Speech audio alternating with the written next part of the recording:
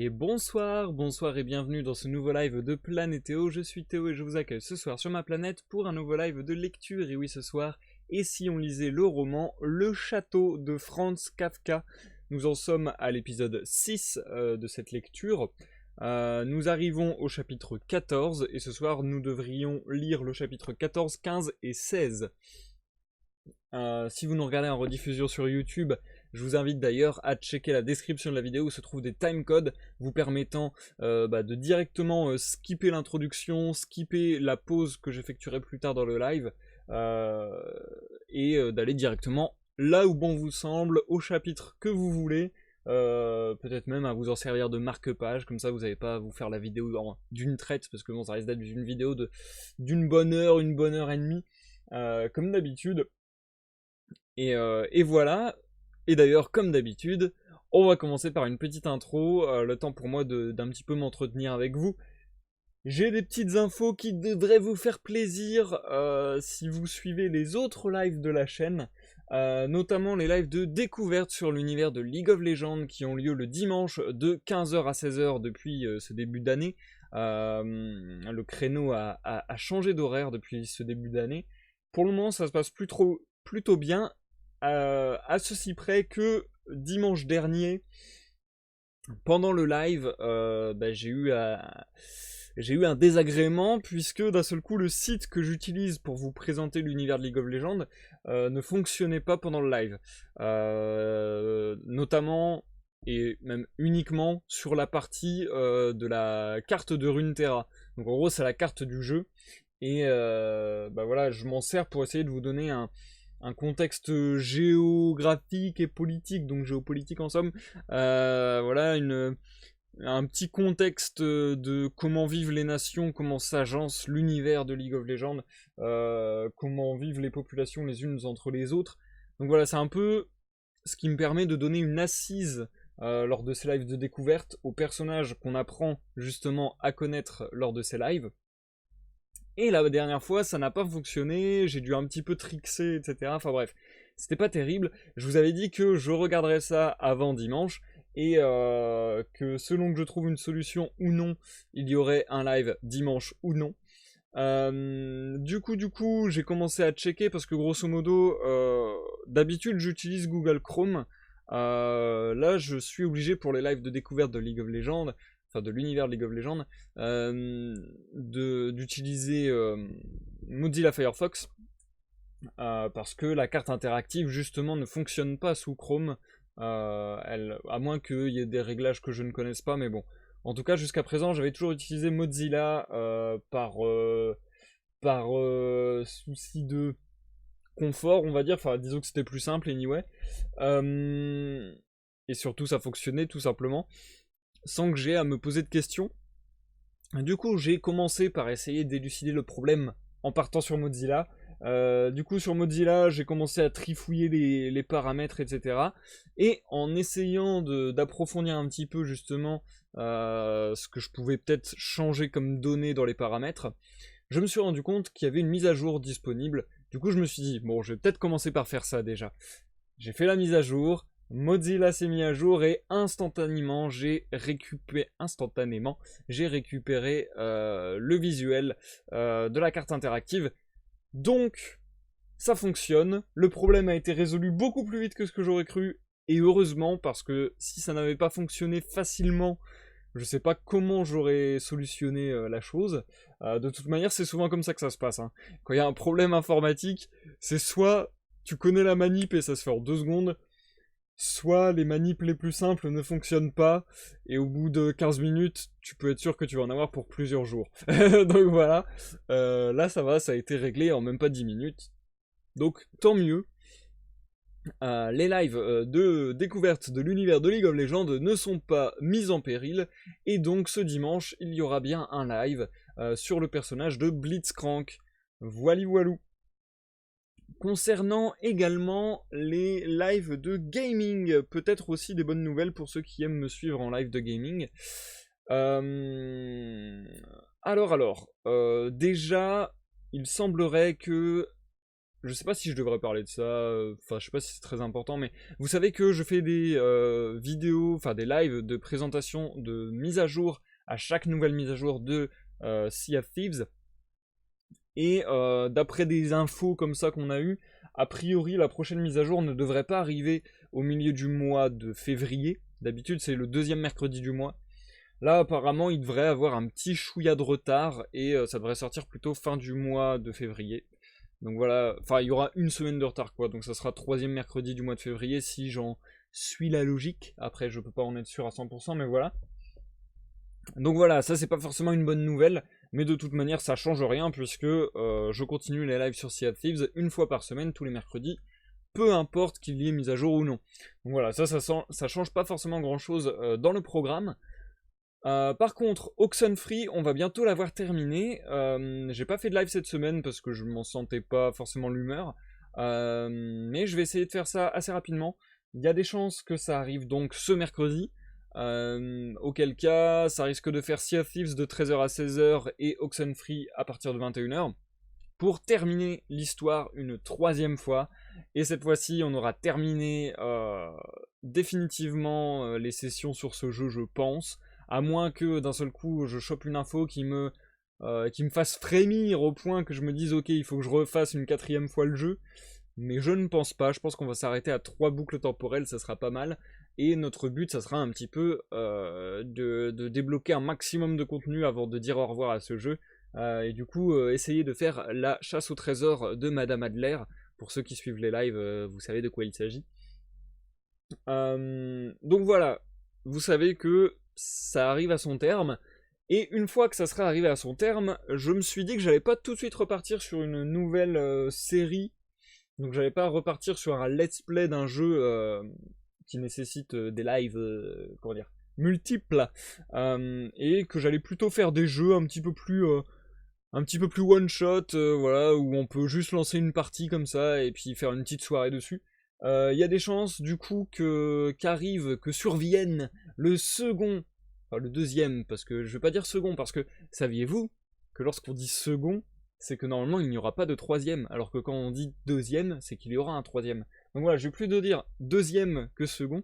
Il devrait y avoir le deuxième live sur Twitch Sings, vous savez, ce jeu de karaoké de Twitch. Le premier live, à ma grande surprise, vous avez beaucoup plu, et j'ai assez hâte d'en refaire, donc ouais, ça peut être intéressant, je pense que ça arrivera assez rapidement, potentiellement en duo avec Mirani aussi un de ces jours, on en a déjà parlé, mais je sais pas encore quand précisément. En tout cas, vous savez qu'une fois qu'Oxenfree sera terminé, il y a des chances que ce genre de live arrive. Sinon, d'ailleurs, j'ai un autre jeu avec Mirani que j'ai vraiment envie de faire en live, en one shot, une petite soirée comme ça, et je me dis qu'une petite soirée comme ça de temps en temps peut être vachement amusante. En fait, on s'en est rendu compte, puisqu'il y a 2-3 jours, je pense, c'était le soir et on voulait jouer ensemble, mais on savait pas à quoi jouer. Du coup, on défilait notre liste de jeux, etc. Puis en fait, au final, on dit, bah en fait, Witch It, c'était bien quand même. Ouais, c'était bien. Et en fait, c'est un jeu qu'on a déjà pas mal geeké, qu'on a laissé du jour au lendemain sans trop de raison. Et au final, on y a joué pas si longtemps, parce qu'après, on a rejoint des amis sur League of Legends, mais on y a joué peut-être 30 minutes, 40 minutes, et on s'est super marré, et j'adore ce jeu, donc je pense que l'idée m'était venue lors de notre partie de faire ça en live, et Mirani était carrément chaud, donc je pense que Mirani et moi allons bientôt faire un live, vraisemblablement un mercredi soir, avec une session de Witch It. Witch It, pour ceux qui connaissent pas, grosso modo, je fais très très rapide, c'est un jeu de cache-cache, où les chercheurs et les cachés ont des pouvoirs pour s'aider à chercher et à se cacher. Donc voilà, c'est des sorcières contre des hommes qui balancent des pommes de terre. Bon bref, ça n'a aucun sens. Et il faut tuer les sorcières, il faut faire la chasse aux sorcières comme ça. Sachant que les sorcières peuvent prendre les apparences des objets du décor, etc. Se cacher dans le décor du coup. Bref, c'est vraiment du hide and seek classique, du cache-cache, mais ça suffit à être très très fun et franchement je me marre énormément sur ce jeu, donc j'ai hâte de vous proposer un petit live là-dessus, ça peut être bien marrant. Une petite soirée chill comme ça. Et sinon, pour terminer, vous n'êtes pas sans savoir, pour les joueurs de League of Legends, que Riot Games, donc les développeurs de League of Legends, ont annoncé une myriade de jeux vidéo pour fêter les 10 ans de League of Legends. Et parmi ces jeux, il y a un jeu qui sort pas plus tard qu'aujourd'hui. Il s'agit de Legends of Runeterra. Grosso modo, c'est le jeu de cartes de League of Legends, hein. Il n'y a pas plus simple. C'est le jeu de cartes, donc si vous aimez par exemple Hearthstone, si vous aimez Magic the Gathering Arena, enfin bref, si vous aimez tous les jeux de cartes qu'on peut trouver comme ça j'allais dire par navigateur, mais non, en jeu PC quoi, tout simplement, les jeux de cartes virtuels, vous devriez vous y retrouver, et si vous aimez l'univers de League of Legends, je pense aussi. J'avais un petit a priori sur ce jeu où je me disais, putain, encore un jeu de cartes, qu'est-ce que je m'en bats les couilles. Enfin, je me dis, je trouve ça facile en fait de faire un jeu de cartes, surtout que il y a déjà plein de jeux de cartes qui ont été faits et qui sont très très bien. Notamment personnellement, après c'est les goûts et les couleurs, mais personnellement, Magic the Gathering Arena, je le trouve excellent. Je trouve les mécaniques très très bonnes, le jeu très très joli, l'ambiance très cool, enfin bon bref. Après Magic, forcément, ils font du jeu de cartes physique depuis, je sais pas, au moins 20 ans facilement. Donc forcément, ils sont rodés en termes de jeu de cartes. Et voilà, moi ça me suffisait. Je ressentais pas le besoin d'un jeu de cartes League of Legends, enfin thématisé League of Legends. J'avoue que ça me bottait pas énormément. Mais bon, c'est sorti aujourd'hui, j'ai quand même téléchargé le jeu et j'ai quand même fait le didacticiel tout à l'heure pour un petit peu voir ce que ça pouvait donner.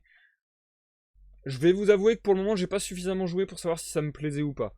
J'ai fait le didacticiel, ça correspond à 4 parties qui sont pas des parties complètes, qui sont très très guidées, où on vous dit mettez telle carte pour faire tel truc. Ok, bon.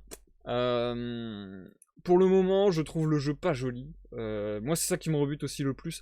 J'aime pas du tout le HUD. Enfin ouais.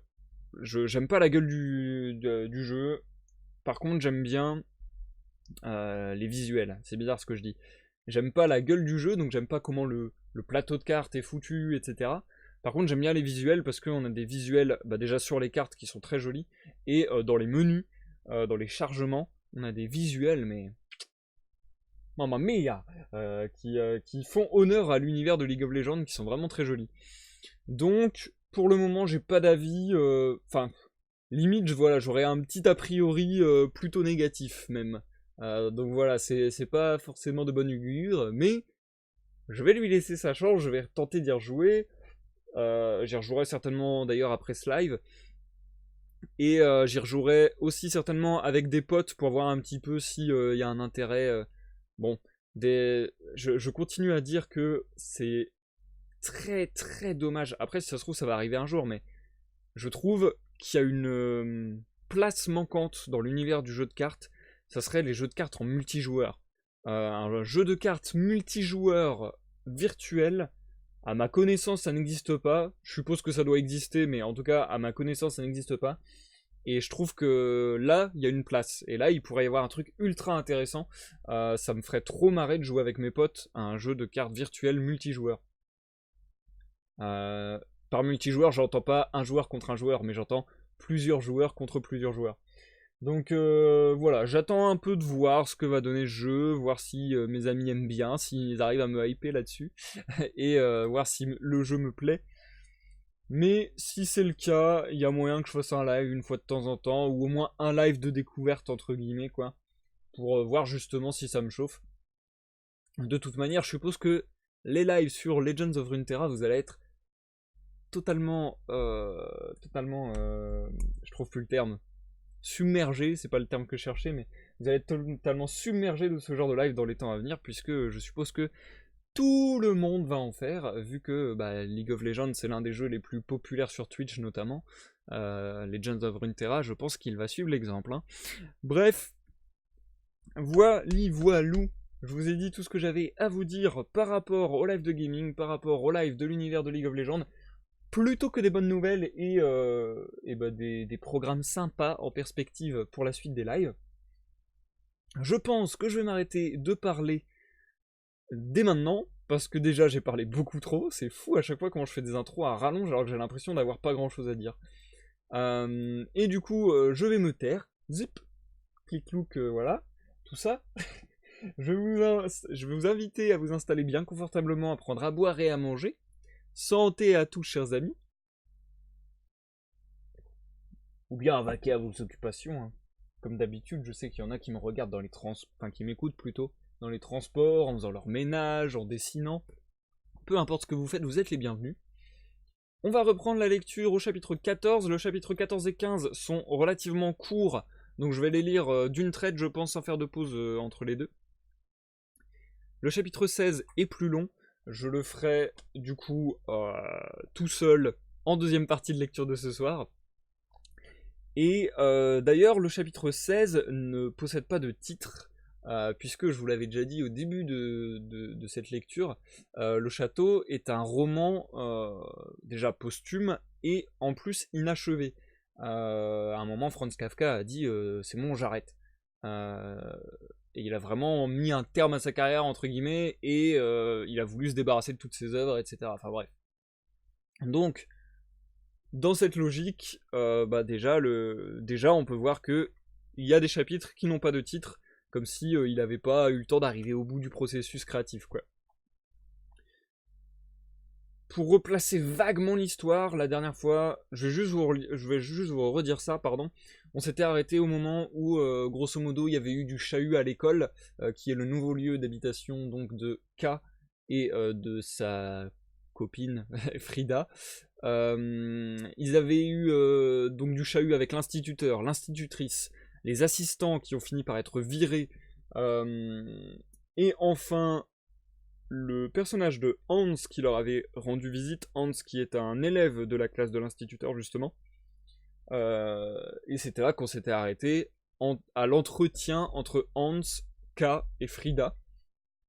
En somme, l'élaboration d'un plan pour venir réussir à séduire en quelque sorte le personnage de Brunswick, donc le père de Hans, ainsi que sa mère, et essayer pour K d'atteindre les hautes sphères du château, et notamment, toujours sa même obsession, atteindre Clam. Voilou, je sais pas si mon résumé a été très clair et très exhaustif, j'ai essayé de faire au mieux. Je pense qu'on va se lancer sans plus de cérémonie. Je vous souhaite à tous une bonne écoute. Bonne écoute que vous me regardiez dans l'ombre sur Twitch ou que vous me regardiez en rediffusion sur YouTube. Je lis le chapitre 14 et 15 d'une traite et vous dis à tout à l'heure pour la pause. Chapitre 14. Les reproches de Frida. Il était grand temps que Hans s'en aille, car peu après, l'instituteur ouvrit la porte d'un geste brusque et s'écria en voyant K et Frida tranquillement assis à table. « Excusez-moi de vous déranger, mais dites-moi un peu quand vous allez vous décider à faire le ménage ici. Nous sommes entassés, à qui mieux, la leçon en pâtit, tandis que vous prenez toutes vos aises ici, dans ce grand gymnase, et pour avoir encore plus de place, vous avez même renvoyé les assistants. Maintenant, levez-vous au moins, je vous prie, et remuez-vous. » Puis, s'adressant à K, « Toi, va me chercher mon petit déjeuner à l'auberge du pont. » Tout cela fut dit avec des hurlements furieux, mais les propos étaient plutôt modérés, y compris ce tutoiement en soi grossier. K était prêt à obéir aussitôt. Cependant, rien que pour sonder l'instituteur, il répondit. « Mais j'ai été renvoyé. »« Renvoyé ou pas, va me chercher mon casse-croûte, » fit l'instituteur. « Renvoyé ou pas, c'est justement ce que je veux savoir, » fit K. « Qu'est-ce que tu racontes » dit l'instituteur. « Tu n'as pas accepté ton renvoi, que je sache. »« Cela suffit à l'annuler » demanda K. « Pas pour moi. Tu peux me faire confiance, » dit l'instituteur. « Mais pour le maire, oui, ce qui est incompréhensible. Et maintenant, dépêche-toi, avant que je ne te fasse prendre la porte. » K était satisfait. L'instituteur avait donc parlé au maire dans l'intervalle, ou bien peut-être pas du tout. Il s'était simplement imaginé à l'avance la réaction du maire, et celle-ci était favorable à K. S'apprêtant à courir chercher le casse-croûte, K était encore dans le couloir lorsque l'instituteur le rappela.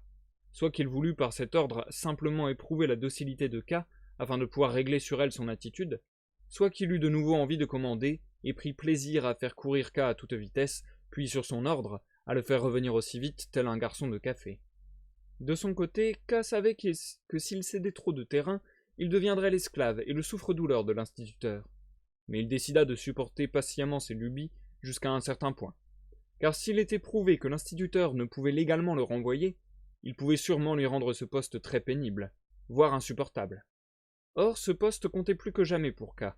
Sa conversation avec Hans lui avait donné de nouvelles espérances, invraisemblables et injustifiées peut-être, mais impossibles à oublier. Elles éclipsaient même presque Barnabas.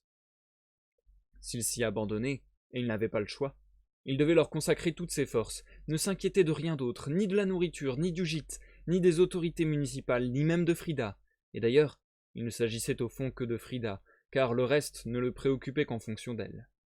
C'est pourquoi il devait chercher à garder ce poste qui assurait une certaine sécurité à Frida, et dans cette perspective, il n'était pas question qu'il se reproche d'en supporter plus de la part de l'instituteur qu'il ne l'eût fait en d'autres circonstances.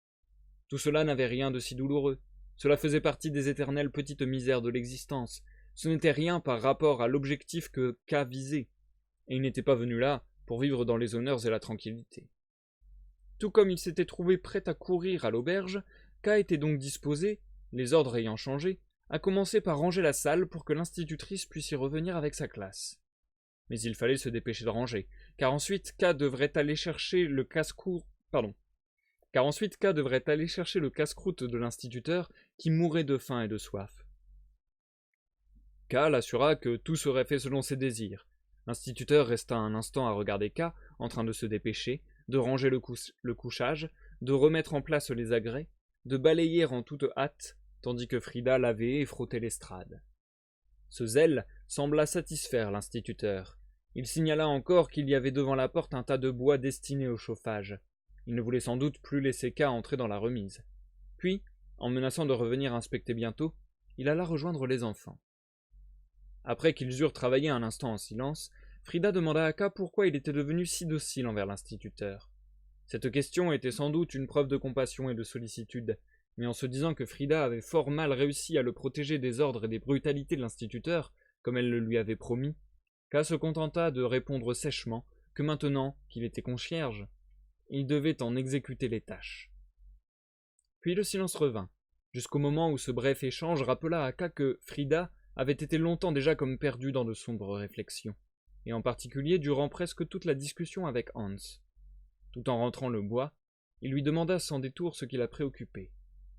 Elle répondit en levant lentement les yeux vers K que ce n'était rien de précis, qu'elle pensait juste à la patronne et à ses paroles, souvent pleines de vérité.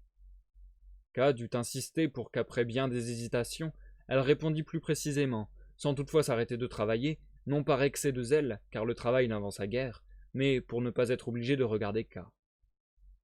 Et elle lui raconta qu'elle avait d'abord écouté tranquillement sa conversation avec Hans, puis que certains propos de K l'avaient fait sursauter, qu'elle avait commencé à en saisir plus nettement le sens, et que dès lors, elle n'avait plus cessé d'y voir la confirmation d'une mise en garde que lui avait adressée la patronne, mais qu'elle n'avait jamais voulu croire justifiée.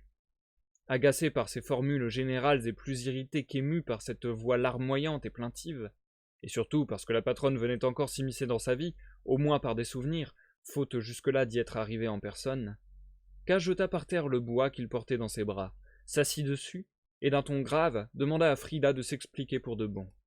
« Assez souvent, commença Frida, et dès le début, la patronne s'est efforcée de me faire douter de toi. Elle ne prétendait pas que tu mens, au contraire. Elle disait que tu as la franchise d'un enfant, mais que tu es d'une nature si différente de la nôtre que même lorsque tu parles avec franchise, nous avons beaucoup de difficultés à pouvoir te croire. Et à moins qu'une bonne amie ne nous sauve avant qu'il ne soit trop tard, seules d'amères expériences nous habitueront à te croire. Même elle qui scrute les gens d'un œil si pénétrant, elle en a fait l'expérience. Mais après sa première conversation avec toi à l'auberge du pont, je me contente de répéter ses méchancetés. Elle t'avait percé à jour. Tu ne pouvais plus la tromper, même si tu t'efforçais de dissimuler tes intentions. Pourtant il ne dissimule rien du tout, cela, elle ne cessait de le répéter, mais pour ajouter, cependant tâche à la première occasion de l'écouter vraiment, mais pas de manière superficielle, de l'écouter. Elle n'avait rien fait de plus, et voici ce qu'elle avait découvert à mon propos. Si tu as commencé à m'entreprendre, elle a utilisé cette formule outrageante. C'est juste que je me trouvais sur ton chemin, que je ne t'ai pas déplu, et que tu as le grand tort de considérer une serveuse comme la victime prédestinée du premier client qui tend la main. En outre, et la patronne tient cela du patron de l'auberge des messieurs, tu voulais, j'ignore pourquoi, passer la nuit à l'auberge des messieurs, ce qui était impossible sans mon intermédiaire. Toutes ces raisons auraient suffi à faire de toi mon amant cette nuit-là, mais pour que les choses aillent plus loin, il en fallait plus, et ce plus, ce fut Clam. La patronne ne prétend pas savoir ce que tu veux à Clam, elle prétend simplement que tu étais aussi acharné à le rencontrer avant de me connaître qu'après. La seule différence, selon elle, c'est qu'avant tu n'avais aucun espoir, alors qu'à présent, tu croyais avoir, grâce à moi, un moyen sûr d'arriver bel et bien jusqu'à Clam, rapidement et en position de supériorité, qui plus est.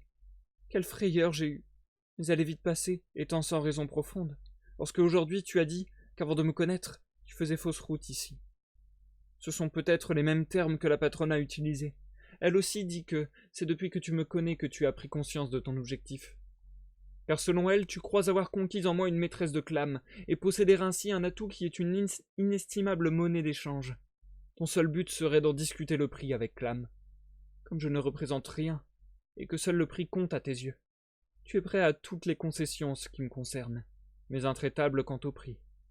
Voilà pourquoi tu te moques bien que je perde mon poste à l'auberge des messieurs, que je doive quitter aussi l'auberge du pont, que je doive exécuter ces tâches pénibles à l'école. Tu ne me témoignes aucune tendresse, tu n'as même plus de temps à me consacrer, tu m'abandonnes aux assistants, tu ignores la jalousie. Ma seule valeur à tes yeux, c'est d'avoir été la maîtresse de Clam. Dans ton ignorance, tu fais tout pour m'empêcher d'oublier Clam, pour que je ne résiste pas trop, une fois venu le moment décisif. Et pourtant tu luttes aussi contre la patronne, que tu crois seule capable de m'arracher à toi. C'est pourquoi face à elle, tu envenimes la querelle, afin d'être obligé de quitter l'auberge du pont avec moi. Que je sois ta propriété en toutes circonstances, pour autant que cela dépende de moi, tu n'en doutes pas. Tu t'imagines l'entretien avec Clam comme une transaction, de l'argent contre de l'argent.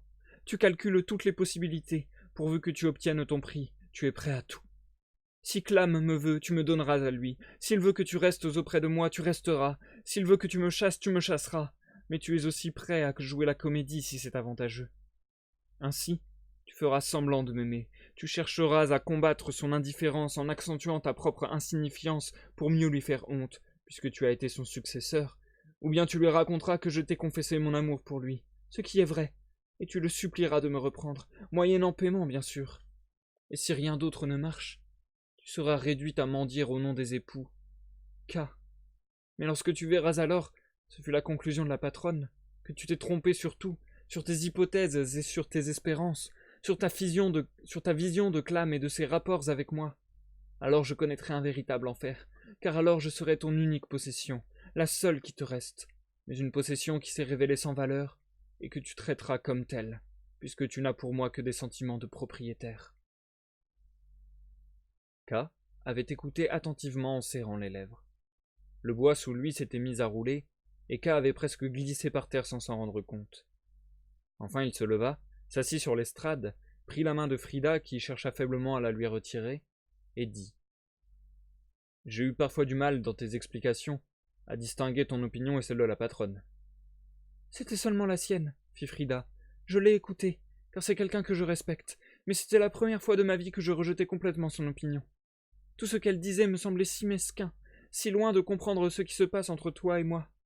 C'était exactement l'inverse qui me semblait vrai. Je revoyais la triste matinée qui suivit notre première nuit, toi, agenouillé à côté de moi, et ton regard qui semblait dire que tout était perdu. Et je songeais que malgré mes efforts, j'avais fini en réalité par te gêner au lieu de t'aider. Par ma faute, la patronne était devenue ton ennemie, une ennemie puissante et que tu sous-estimes encore. À cause de moi, dont tu avais à te soucier, tu avais dû lutter pour ton poste, tu avais été désavantagé par rapport au maire. Tu avais dû te soumettre à l'instituteur, tu t'étais retrouvé à la merci des assistants. Mais ce qu'il y avait de plus grave, c'est qu'à cause de moi, tu avais peut-être offensé Clam. En voulant sans cesse parvenir jusqu'à lui, tu t'es forcé en vain de l'amadouer, voilà tout. Et je me suis dit que la patronne, qui sait sûrement tout cela beaucoup mieux que moi, voulait juste m'éviter par ses insinuations d'être trop dur envers moi-même. Sollicitude bien intentionnée mais superflue. L'amour que j'ai pour toi m'aurait aidé à tout surmonter. Même toi, il aurait fini par te soutenir, peut-être pas ici au village, mais ailleurs, car il avait déjà donné la preuve de sa force, puisqu'il t'a sauvé de la famille de Barnabas. Voilà donc quelle était ton opinion à toi, fit K, et qu'est-ce qui a changé depuis? Je ne sais pas, dit Frida en regardant la main de K, qui tenait la sienne. Peut-être que rien n'a changé. Quand tu es là tout près de moi et que tu m'interroges calmement, j'ai l'impression que rien n'a changé. Mais en réalité... Elle retira sa main, se tint assise toute droite en face de K et pleura sans se cacher le visage. Elle lui présentait son visage inondé de larmes, comme si elle n'avait rien à dissimuler, car elle ne pleurait pas sur elle-même, elle pleurait sur la trahison de K, et c'est lui qui méritait le spectacle douloureux de ses larmes. Mais en réalité, tout a changé, depuis que je t'ai entendu parler avec le petit garçon. Avec quelle innocence tu t'y es pris. Tu l'as interrogé sur sa famille, sur tel ou tel détail. J'avais l'impression de te voir la première fois où tu es entré à l'auberge, confiant, sincère, cherchant mon regard avec la ferveur d'un petit enfant. Tout était comme ce jour-là. Et si seulement la patronne avait été là pour t'écouter, elle aurait été forcée de changer d'avis. Mais soudain, j'ignore comment cela se fit. J'ai compris pourquoi tu parlais avec ce petit garçon. Par des paroles compatissantes, tu gagnais sa confiance, pourtant difficile à obtenir, afin de pouvoir ensuite atteindre aisément ton but qui me semblait de plus en plus clair. Ce but, c'était cette femme. Tu avais l'air par tes paroles de te préoccuper d'elle, mais on voyait bien que tu ne songeais qu'à tes affaires. Tu trompais cette femme, avant même de l'avoir conquise. Ce n'était pas juste mon passé que je lisais dans tes paroles, mais aussi mon avenir. C'était comme si la patronne était assise à côté de moi, en train de tout m'expliquer, et que j'essayais de la repousser de toutes mes forces, tout en sachant vains ses efforts. Et en même temps, ce n'était plus moi qui étais trompé. Je ne l'avais même pas été, c'était cette femme inconnue. Quand je me suis ressaisi, et que j'ai demandé à Hans ce qu'il voulait devenir, il a déclaré vouloir te ressembler. Autrement dit, il était sous ton emprise. Où était au juste la différence entre ce brave petit garçon que tu abusais et moi l'autre fois, dans la salle de l'auberge? Tout ce que tu dis est vrai en un certain sens, fit K tranquillement, car il s'était habitué aux reproches. Ce n'est pas faux, mais c'est hostile. Ce sont les idées de la patronne, mon ennemi, ce qui me console, même si tu les prends pour les tiennes. En revanche, elles sont fort instructives. Il y a encore beaucoup à apprendre de la patronne. À moi, elle ne m'a pas dit tout cela, quoique pour le reste, elle ne m'ait guère épargné. Manifestement, elle t'a confié cette arme dans l'espoir que tu l'utiliserais à un moment d'une gravité ou d'une importance particulière pour moi. Si je t'abuse, elle aussi. Mais songe à une chose, Frida. Même si tout ce que dit la patronne était exact, ce ne serait désastreux qu'au cas où tu ne m'aimerais pas. Alors, et alors seulement, on pourrait dire qu'en effet je t'ai conquise par calcul et par ruse, pour tirer profit de ta possession. Peut-être même que cela faisait déjà partie de mon plan de passer devant toi au bras d'Olga pour susciter ta pitié, et la patronne a simplement oublié d'ajouter ce fait au registre de mes fautes. Mais si ce n'est pas le cas, si au lieu qu'un habile prédateur t'ait saisi, c'est toi qui es venu vers moi comme je suis allé vers toi, et qu'oublieux nous-mêmes de tout, nous nous sommes trouvés l'un l'autre, qu'en est-il au juste? À ce moment-là, je m'occupe de mes affaires et des tiennes en même temps. Il n'y a aucune différence, et seule une ennemie peut les distinguer. Cela vaut pour tout, y compris pour Hans. Au reste, tu te montres beaucoup trop sensible dans ta façon de juger ma conversation avec lui, car si mes intentions et les siennes ne se recouvrent pas complètement, elles ne vont pas non plus jusqu'à se contredire. En outre, nos dissensions ne lui ont pas échappé. Si tu le croyais, tu sous-estimerais fort la prudence de ce petit homme circonspect, et même s'il ne s'est rendu compte de rien, personne n'en pâtira, j'espère. Il est si difficile d'y voir clair, K, soupira Frida. Je n'éprouvais aucune méfiance envers toi. Voilà qui est sûr. Et si la patronne m'a communiqué un sentiment de ce genre, je serais heureuse de m'en défaire et de te demander pardon à genoux, comme je le fais du reste constamment, même si j'ai des paroles méchantes. Il n'en reste pas moins que tu me caches beaucoup de choses. Tu rentres et tu sors, mais j'ignore d'où tu viens et où tu vas. Ce matin encore, lorsque Hans a frappé, tu as prononcé le nom de Barnabas. Si tu m'avais appelé une seule fois avec la même affection qu'en prononçant alors, et j'ignore pourquoi, ce nom odieux. Si tu n'as pas confiance en moi, comment puis-je ne pas devenir méfiante quand je me retrouve sous l'influence de la patronne, puisque ton attitude semble lui donner raison? Pas surtout. Je ne veux pas dire que tu lui donnes raison sur tout, car enfin, n'as-tu pas chassé les assistants par amour pour moi? Si seulement tu savais combien dans toutes tes paroles et tous tes gestes, même lorsque tu me fais souffrir, je cherche un fond de bonté envers moi. D'abord, dit K, je ne te cache rien du tout, Frida. Combien la patronne me hait, et, comme elle s'efforce de t'arracher à moi, et par quels moyens abjects, et comme tu lui cèdes, Frida, comme tu lui cèdes. Dis-moi au juste en quoi je te cache quelque chose. Tu sais que je veux arriver jusqu'à Clam. Tu sais aussi que tu ne peux m'y aider, et que je dois donc y arriver par mes propres moyens. Et tu vois bien que je n'y ai pas encore réussi. Faut-il qu'en te racontant mes tentatives inutiles qui sont déjà bien assez humiliantes, je m'humilie doublement? Dois-je me vanter d'avoir passé un long après-midi à attendre en vain à la portière du traîneau de Clam tout frigorifié? Trop heureux de ne plus devoir songer à ces choses, je cours vers toi, et c'est par toi qu'elles reviennent à présent me menacer. Et Barnabas? Bien sûr que je l'attends. C'est le messager de Clam, ce n'est pas moi qui l'ai désigné comme tel. Encore Barnabas, s'écria Frida. Je ne peux pas croire que ce soit un bon messager. Tu as peut-être raison, fit K, mais c'est le seul qu'on m'envoie. C'est d'autant plus grave, dit Frida. Raison de plus pour que tu te méfies de lui. Hélas, il ne m'a pas encore donné aucune raison de le faire, dit K en souriant. Il vient rarement, et les messages qu'il m'apporte sont sans intérêt. Ils n'ont de valeur que parce qu'ils émanent directement de Clam. Regarde, dit Frida, ce n'est même plus Clam ton but, et c'est peut-être ce qui m'inquiète le plus. Quand tu essayais sans cesse de te frayer un chemin vers Clam sans t'occuper de moi, c'était déjà grave. Mais voilà que maintenant tu sembles renoncer à Clam. C'est beaucoup plus grave, même la patronne n'avait pas envisagé cela. D'après elle, mon bonheur, un bonheur douteux et pourtant très réel, finirait le jour où tu comprendrais une fois pour toutes la vanité des espoirs que tu fondais sur Clam. Mais maintenant tu n'attends même plus ce jour. Un petit garçon arrive à l'improviste, et tu commences à lutter avec lui pour les faveurs de sa mère, comme si tu luttais pour l'air que tu respires. Tu as bien interprété ma conversation avec Hans, fit K. C'était bien ça. Mais toute ta vie passée a-t-elle à ce point sombré dans l'oubli? Sauf la patronne, bien sûr, car elle ne se laisse pas oublier comme ça. Que tu ne sais plus combien il faut lutter pour avancer, surtout quand on part de rien, et combien il faut exploiter tout ce qui donne une lueur d'espoir. Or cette femme vient du château. C'est elle-même qui me l'a dit le premier jour, lorsque je me suis égaré chez Lazeman. Quoi de plus naturel que de lui demander conseil ou assistance?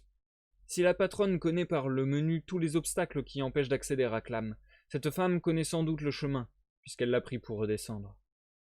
Le chemin qui conduit vers Clam? Demanda Frida. Bien sûr, vers Clam. Où veux-tu qu'il conduise? Dit K. Puis il se leva d'un bond. Maintenant il est grand temps que j'aille chercher le casse-croûte. Avec une insistance sans commune mesure avec sa cause, Frida le supplia de rester, comme si seule sa présence pouvait confirmer les propos consolateurs qu'il lui avait tenus. Mais K lui rappela l'existence de l'instituteur, il désigna la porte qui pouvait à tout moment s'ouvrir dans un bruit de tonnerre, et promit de revenir très vite. Elle n'avait même pas besoin de chauffer, il s'en occuperait lui-même. Frida finit par s'incliner en silence. Tout en se frayant avec peine un chemin dans la neige, voilà longtemps que le chemin aurait déjà dû être déblayé, le travail avançait avec une singulière lenteur. K vit l'un des assistants, épuisé, qui se cramponnait à la grille. Il n'y en avait qu'un. Où était l'autre? K avait-il au moins brisé la résistance de l'un d'eux? Certes, on pouvait voir que celui qui restait n'avait rien perdu de son zèle, car en apercevant K, il fut tout ragaillardi, et recommença aussitôt à tendre les bras en roulant des yeux langoureux. Quelle persévérance exemplaire, se dit K, mais il ne put s'empêcher d'ajouter, capable de vous faire mourir de froid accroché à cette grille. Mais sans rien laisser paraître, K se contenta de menacer l'assistant du poing pour éviter qu'il se rapproche. Pris de peur, celui-ci battit en retraite. Au même moment, Frida ouvrit une fenêtre afin d'aérer la pièce, avant qu'on ne la chauffe, comme convenu avec K. Oubliant aussitôt K, l'assistant se faufila vers la fenêtre, en proie à une attirance irrésistible. Le visage crispé, plein de bienveillance pour l'assistant et implorant K d'un air désemparé, Frida agita légèrement la main à la fenêtre, sans qu'on pût savoir si c'était un geste de salut ou de refus. Mais l'assistant ne se laissa pas déconcerter et continua de s'approcher. Frida se dépêcha alors de fermer la fenêtre extérieure, mais resta derrière, la main sur la poignée, la tête penchée, les yeux grands ouverts, aux lèvres un sourire figé.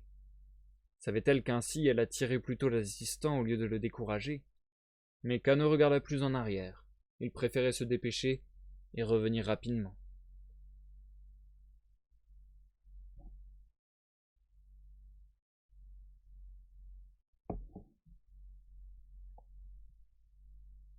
Chapitre 15. Chez Amalia.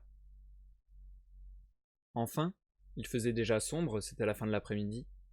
K avait dégagé l'allée du jardin, déblayé et entassé la neige de part et d'autre de l'allée. Son travail pour la journée était donc terminé. Il se tenait à la porte du jardin, sans voir personne à l'horizon. Cela faisait déjà plusieurs heures qu'il avait chassé l'assistant. Il l'avait poursuivi sur une bonne distance, et l'autre avait fini par se cacher quelque part entre les jardinets et les cabanes, en restant introuvable, et n'avait pas refait surface depuis. Frida était dans la maison à faire la lessive, ou bien en train de laver la chatte de Gisa. En la chargeant de ce travail, Gisa lui avait témoigné beaucoup de confiance, un travail cependant répugnant et peu adapté, dont K n'aurait sûrement pas toléré qu'elle l'accepte. Si, après tant de négligence, il n'eût été prudent de saisir toutes les occasions d'être agréable à Gisa.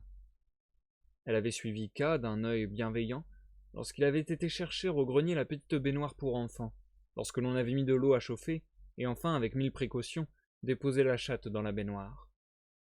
Gisa avait même fini par la confier à Frida, car Schwarzer venait d'arriver, que K connaissait depuis le premier soir.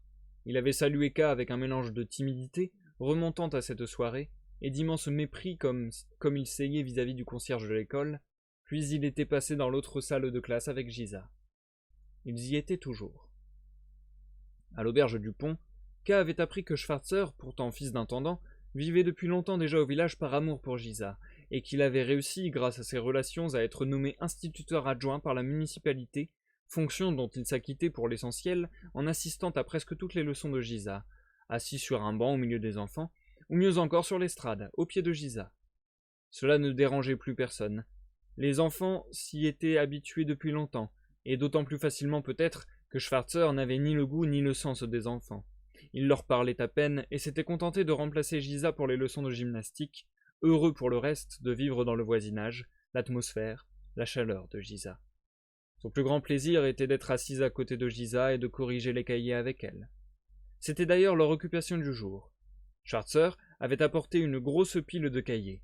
L'instituteur aussi leur donnait toujours les siens, et tant qu'il avait fait jour, K les avait vus tous les deux travailler à une petite table près de la fenêtre, tête contre tête, immobiles. À présent, on ne voyait plus que 2 flammes de bougies vacillantes. C'était un amour grave et silencieux qui unissait ces deux êtres. Gisa donnait le ton.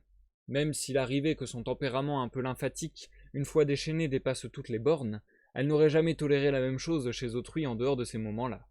Le pétulant Schwarzer devait donc lui aussi se soumettre, et marcher lentement, parler lentement, se taire souvent.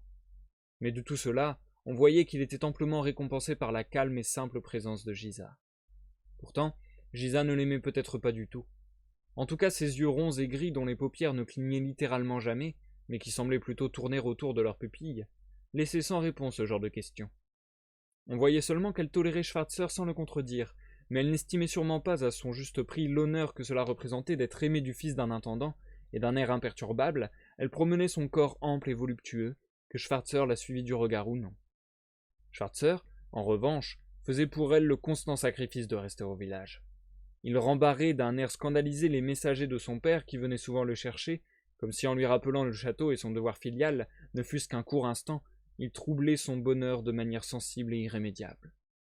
Et pourtant, il avait en réalité beaucoup de temps libre, car en général Gisa ne se montrait que pendant les heures de cours et pour la correction des cahiers, certes non par calcul, mais parce qu'elle aimait plus que tout son confort, et donc la solitude, et que son bonheur était sans doute à son comble lorsqu'elle pouvait se prélasser chez elle en toute liberté sur le canapé, avec sa chatte à côté d'elle, qui ne la dérangeait pas, car elle était presque impotente. C'est ainsi que Schwarzer passait le plus clair de la journée à flâner sans rien à faire.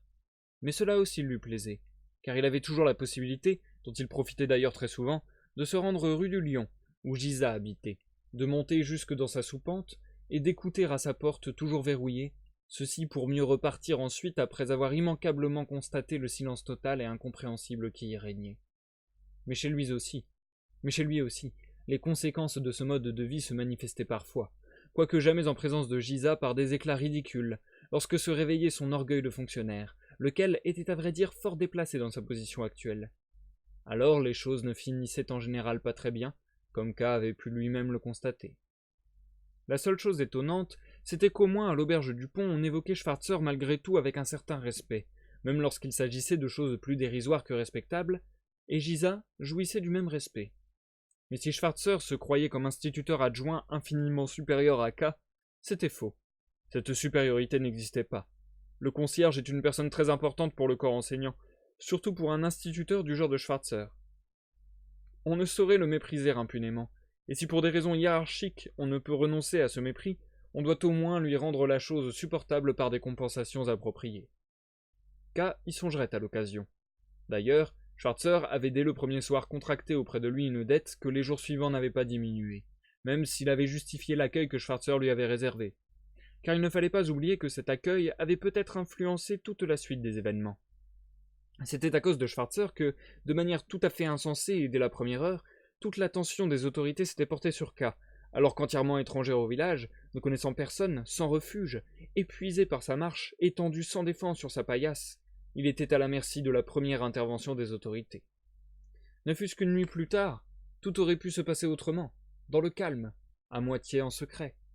En tout cas, personne n'aurait rien su de lui, personne n'aurait eu de soupçons, ou du moins personne n'aurait hésité à l'héberger une journée comme un compagnon itinérant. On aurait constaté son efficacité et son sérieux, on en aurait parlé dans le voisinage. Il aurait sans doute vite trouvé à se loger quelque part comme valet. Bien sûr, il n'aurait pas échappé aux autorités. Mais il y avait une différence essentielle.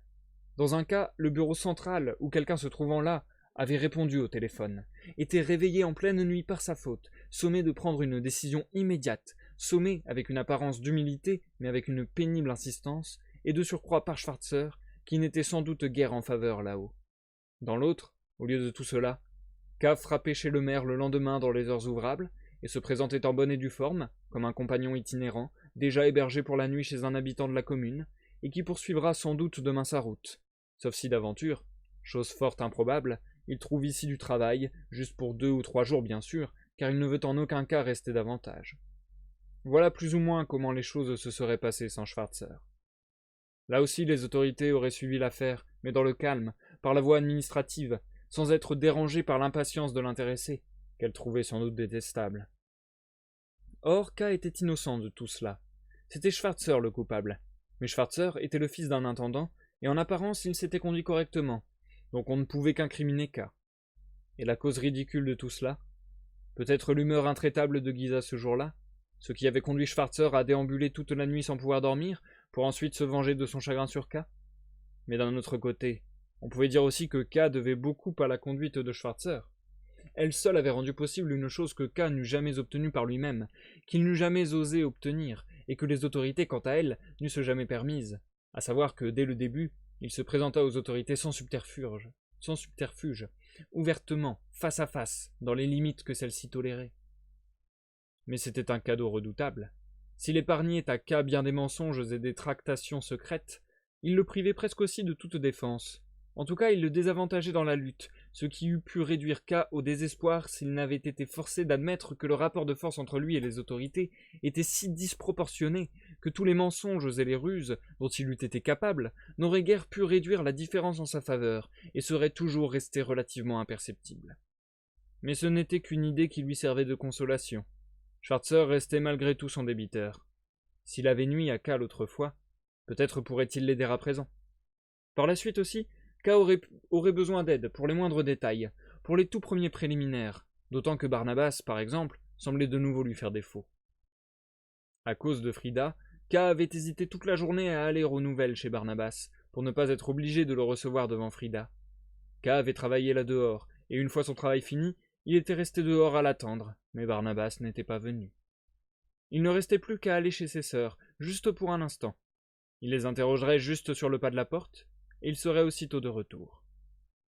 Et après avoir planté sa pelle dans la neige, il partit en courant.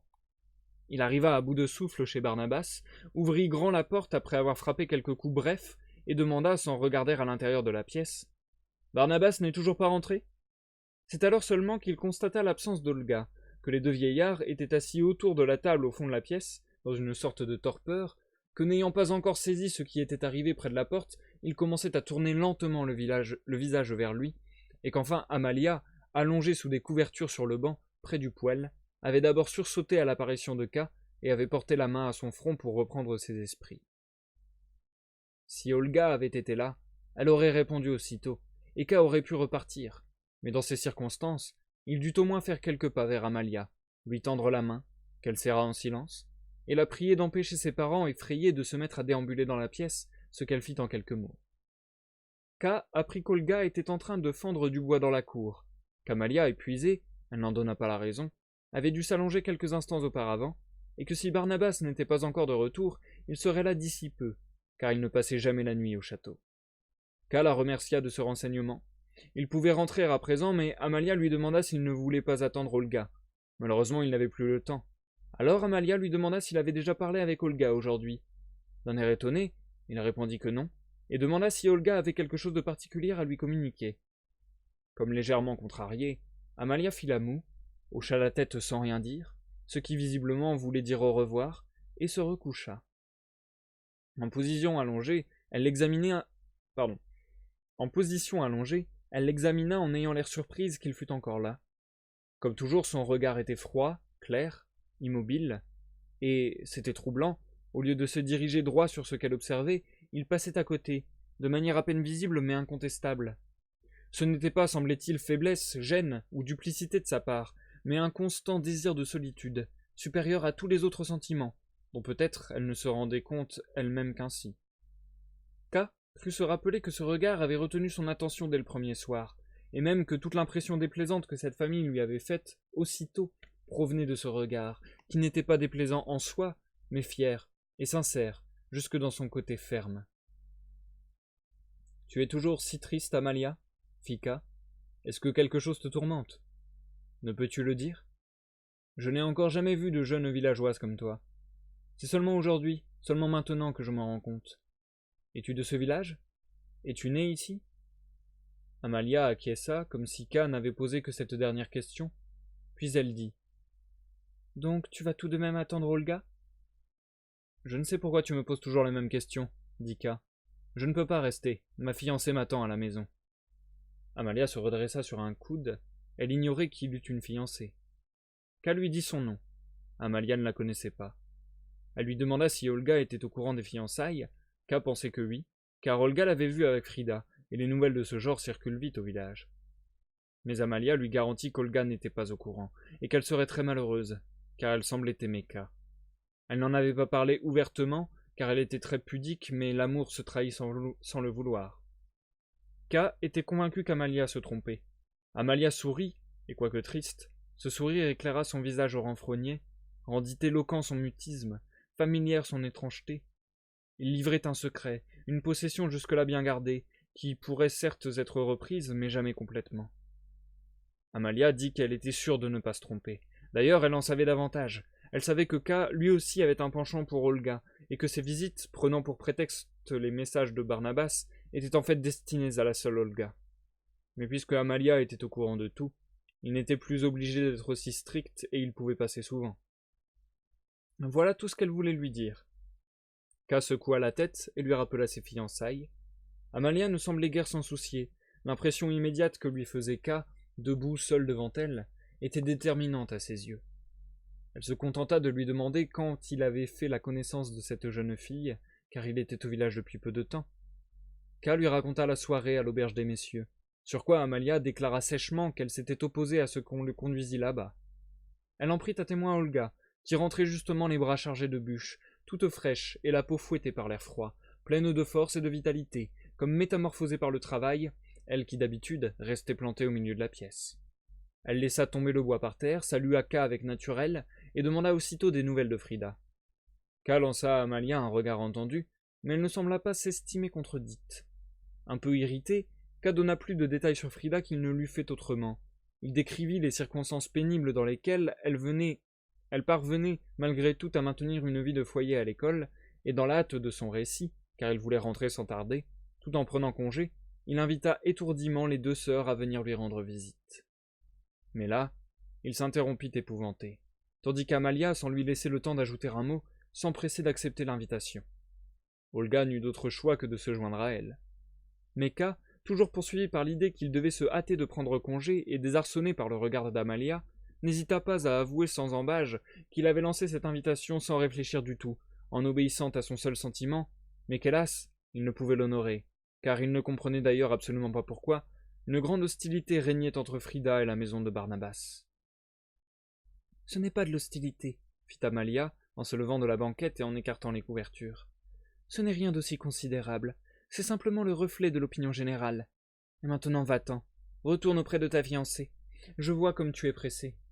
Ne crains pas non plus notre visite, depuis le début j'ai dit cela pour plaisanter, par méchanceté. Toi par contre, tu peux venir souvent chez nous, rien ne s'y oppose. Tu pourras toujours prétexter les messages de Barnabas. Et pour te faciliter encore les choses, je te dirai que même lorsque Barnabas revient du château avec un message pour toi, il ne peut pas ensuite aller jusqu'à l'école pour te le communiquer. Il ne peut pas ainsi courir dans tous les sens, le pauvre garçon. Il s'épuise à la tâche. Tu devras toi-même venir aux nouvelles. K n'avait encore jamais entendu Amalia prononcer autant de paroles d'affilée, et son ton était différent de ses propos habituels. Il avait une sorte de hauteur que K ne fut pas le seul à ressentir, mais Olga manifestement aussi, sa sœur, qui était pourtant habituée à elle. Elle se tenait un peu à l'écart, les mains dans son giron, dans son ancienne attitude, les jambes écartées, un peu voûtées, le regard tourné vers Amalia qui, elle, n'avait Dieu que pour K. « Tu te trompes, dit K. Tu te trompes lourdement si tu crois que je ne tiens pas à attendre Barnabas.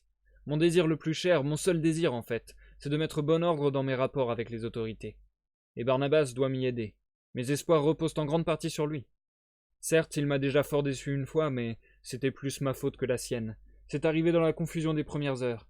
Je croyais alors pouvoir tout obtenir en une petite promenade du soir, et lorsque l'impossible est apparu comme tel, c'est à lui que j'en ai voulu. Même mon jugement sur votre famille, sur vous, s'en est ressenti. Tout cela est fini. Je crois mieux vous comprendre à présent. Vous êtes même... » K chercha le mot juste, et ne le trouvant pas, il se contenta d'une formule banale. « Vous êtes peut-être plus gentil que tous les autres villageois, pour autant que je les connaisse. Mais tu me rends de nouveau perplexe, Amalia, en rabaissant sinon la charge qu'occupe ton frère, du moins l'importance qu'il a pour moi. Peut-être n'es-tu pas au courant des affaires de Barnabas, et alors tout va bien, n'en parlons plus. Mais peut-être es-tu au courant, et c'est plutôt l'impression que j'ai. Et alors, rien ne va, car cela signifierait que ton frère me trompe. »« Sois tranquille, dit Amalia. Je ne suis pas au courant. Rien ne pourrait m'inciter à me mettre au courant, même pour ton bien. Et pourtant je ferai bien des choses pour toi, car tu l'as dit, nous sommes gentils. Mais les affaires de mon frère ne regardent que lui, j'en ignore tout, hormis ce que j'entends de temps à autre sans le vouloir. En revanche, Olga peut te renseigner dans le détail, car elle est sa confidente. » Et Amalia s'en alla, d'abord vers ses parents, avec lesquels elle parla à voix basse, puis dans la cuisine. Elle avait quitté K sans lui dire au revoir, comme si elle avait su qu'il resterait encore longtemps, et qu'il n'y avait pas besoin de se dire au revoir. Et c'est la fin du chapitre 15, les amis. Nous marquons une courte pause.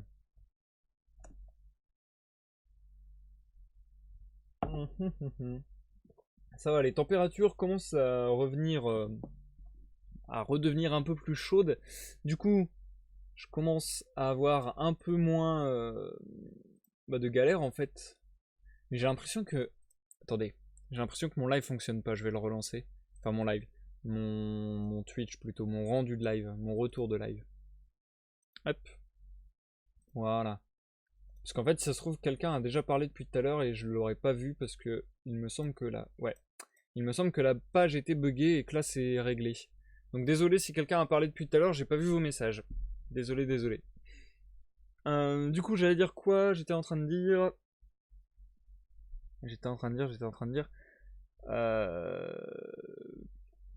Oui, du coup, vu que je devais moins chauffer, j'avais moins la bouche sèche, et que du coup c'était un peu moins dur à lire ce soir. Bon, j'ai toujours un peu de mal, j'ai l'impression. Mais ça va, j'ai l'impression de me remettre dans le mood, j'ai l'impression d'y parvenir un peu mieux qu'auparavant. Parce que là, ça faisait une semaine où je considérais que j'avais un petit peu de mal en live de manière générale à animer et à lire. Ce qui est un peu gênant puisque c'est le principe d'un live d'animer, et c'est le principe de mes lives de lire, donc voilà, c'est un peu chiant. Mais là ça va, ce soir je le sens un peu mieux. Le côté lecture, quant à ma capacité à faire une lecture à peu près de qualité. Sinon, par rapport au chapitre qu'on vient de lire, le chapitre 14 et 15, j'ai du mal à avoir un avis. Je dois avouer que les chapitres qu'on a lus lors du dernier live, je l'avais déjà dit, je trouvais que c'était un petit ventre mou. Et là, j'aurais tendance à dire que, à nouveau, pour moi, c'est un petit ventre mou. Donc, ça commence à faire pas mal de chapitres où je trouve qu'il se passe pas grand chose et où je me demande où ça veut aller.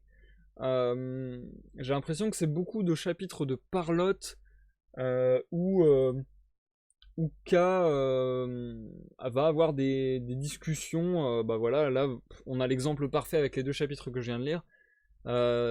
Des discussions avec des protagonistes qu'on connaît déjà pour parler de choses qu'on a déjà vues et dont on a déjà parlé.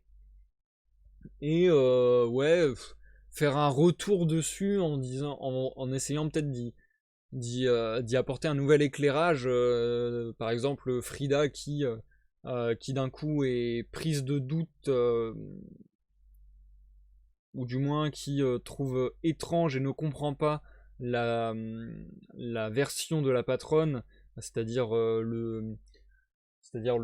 comment on appelle ça, les préoccupations entre guillemets, les suspicions que peut avoir la patronne envers K.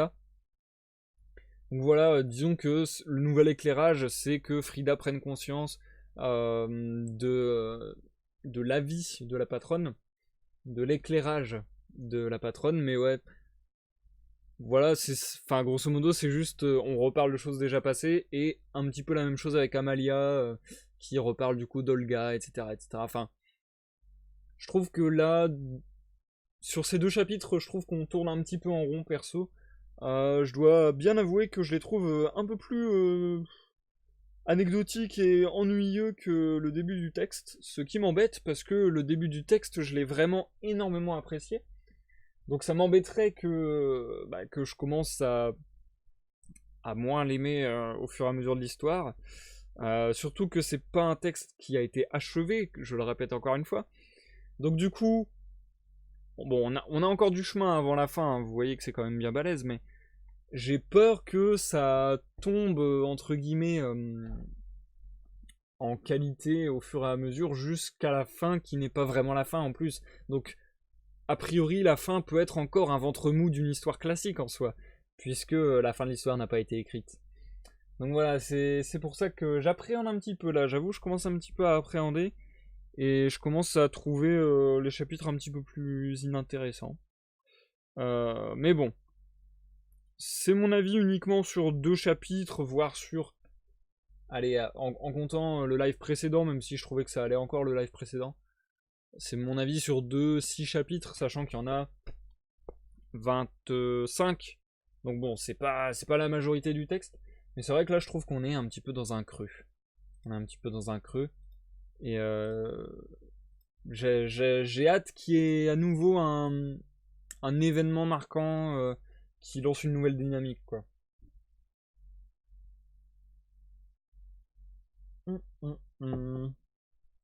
Alors c'est écrit dans le texte par une annotation.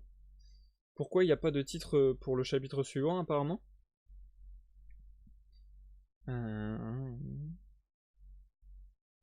Ah, c'est intéressant ça. Enfin c'est intéressant. Justement, ça nous donne encore des... J'ai du mal à m'exprimer, c'est terrible. Ça donne encore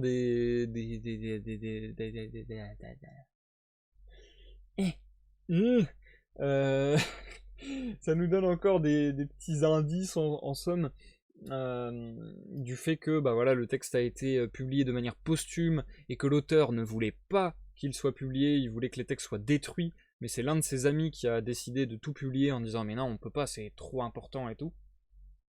Bref, par rapport donc au fait que le chapitre à venir, que je vais vous lire juste après, n'a pas de titre, on a la petite note suivante. Aucun titre ne désigne ce chapitre. Pour les 15 précédents, c'est Malcolm Pasley qui a retrouvé une feuille portant leur liste, dressée après coup par Kafka à partir du texte déjà écrit. Dans le corps du texte ne se trouvent que des petits traits horizontaux de séparation. Donc voilà, on sait que dans les travaux de Kafka, il avait juste séparé les chapitres par des traits, et que après coup, il avait listé les titres de ces chapitres. Et donc il n'y en avait pas pour le chapitre 16. Et d'ailleurs il y a d'autres chapitres par la suite qui n'auront pas de titre non plus. C'est marrant, c'est assez intéressant de... Enfin, c'est la première fois que ça m'arrive, je pense, de ma life, de lire un texte publié sous ces conditions, sous ces circonstances. Donc déjà posthume, c'est pas la majeure partie des œuvres, même si ça arrive souvent. Et en plus posthume inachevé, Et en plus du plus du plus, posthume inachevé que l'auteur ne voulait pas voir publié, quoi.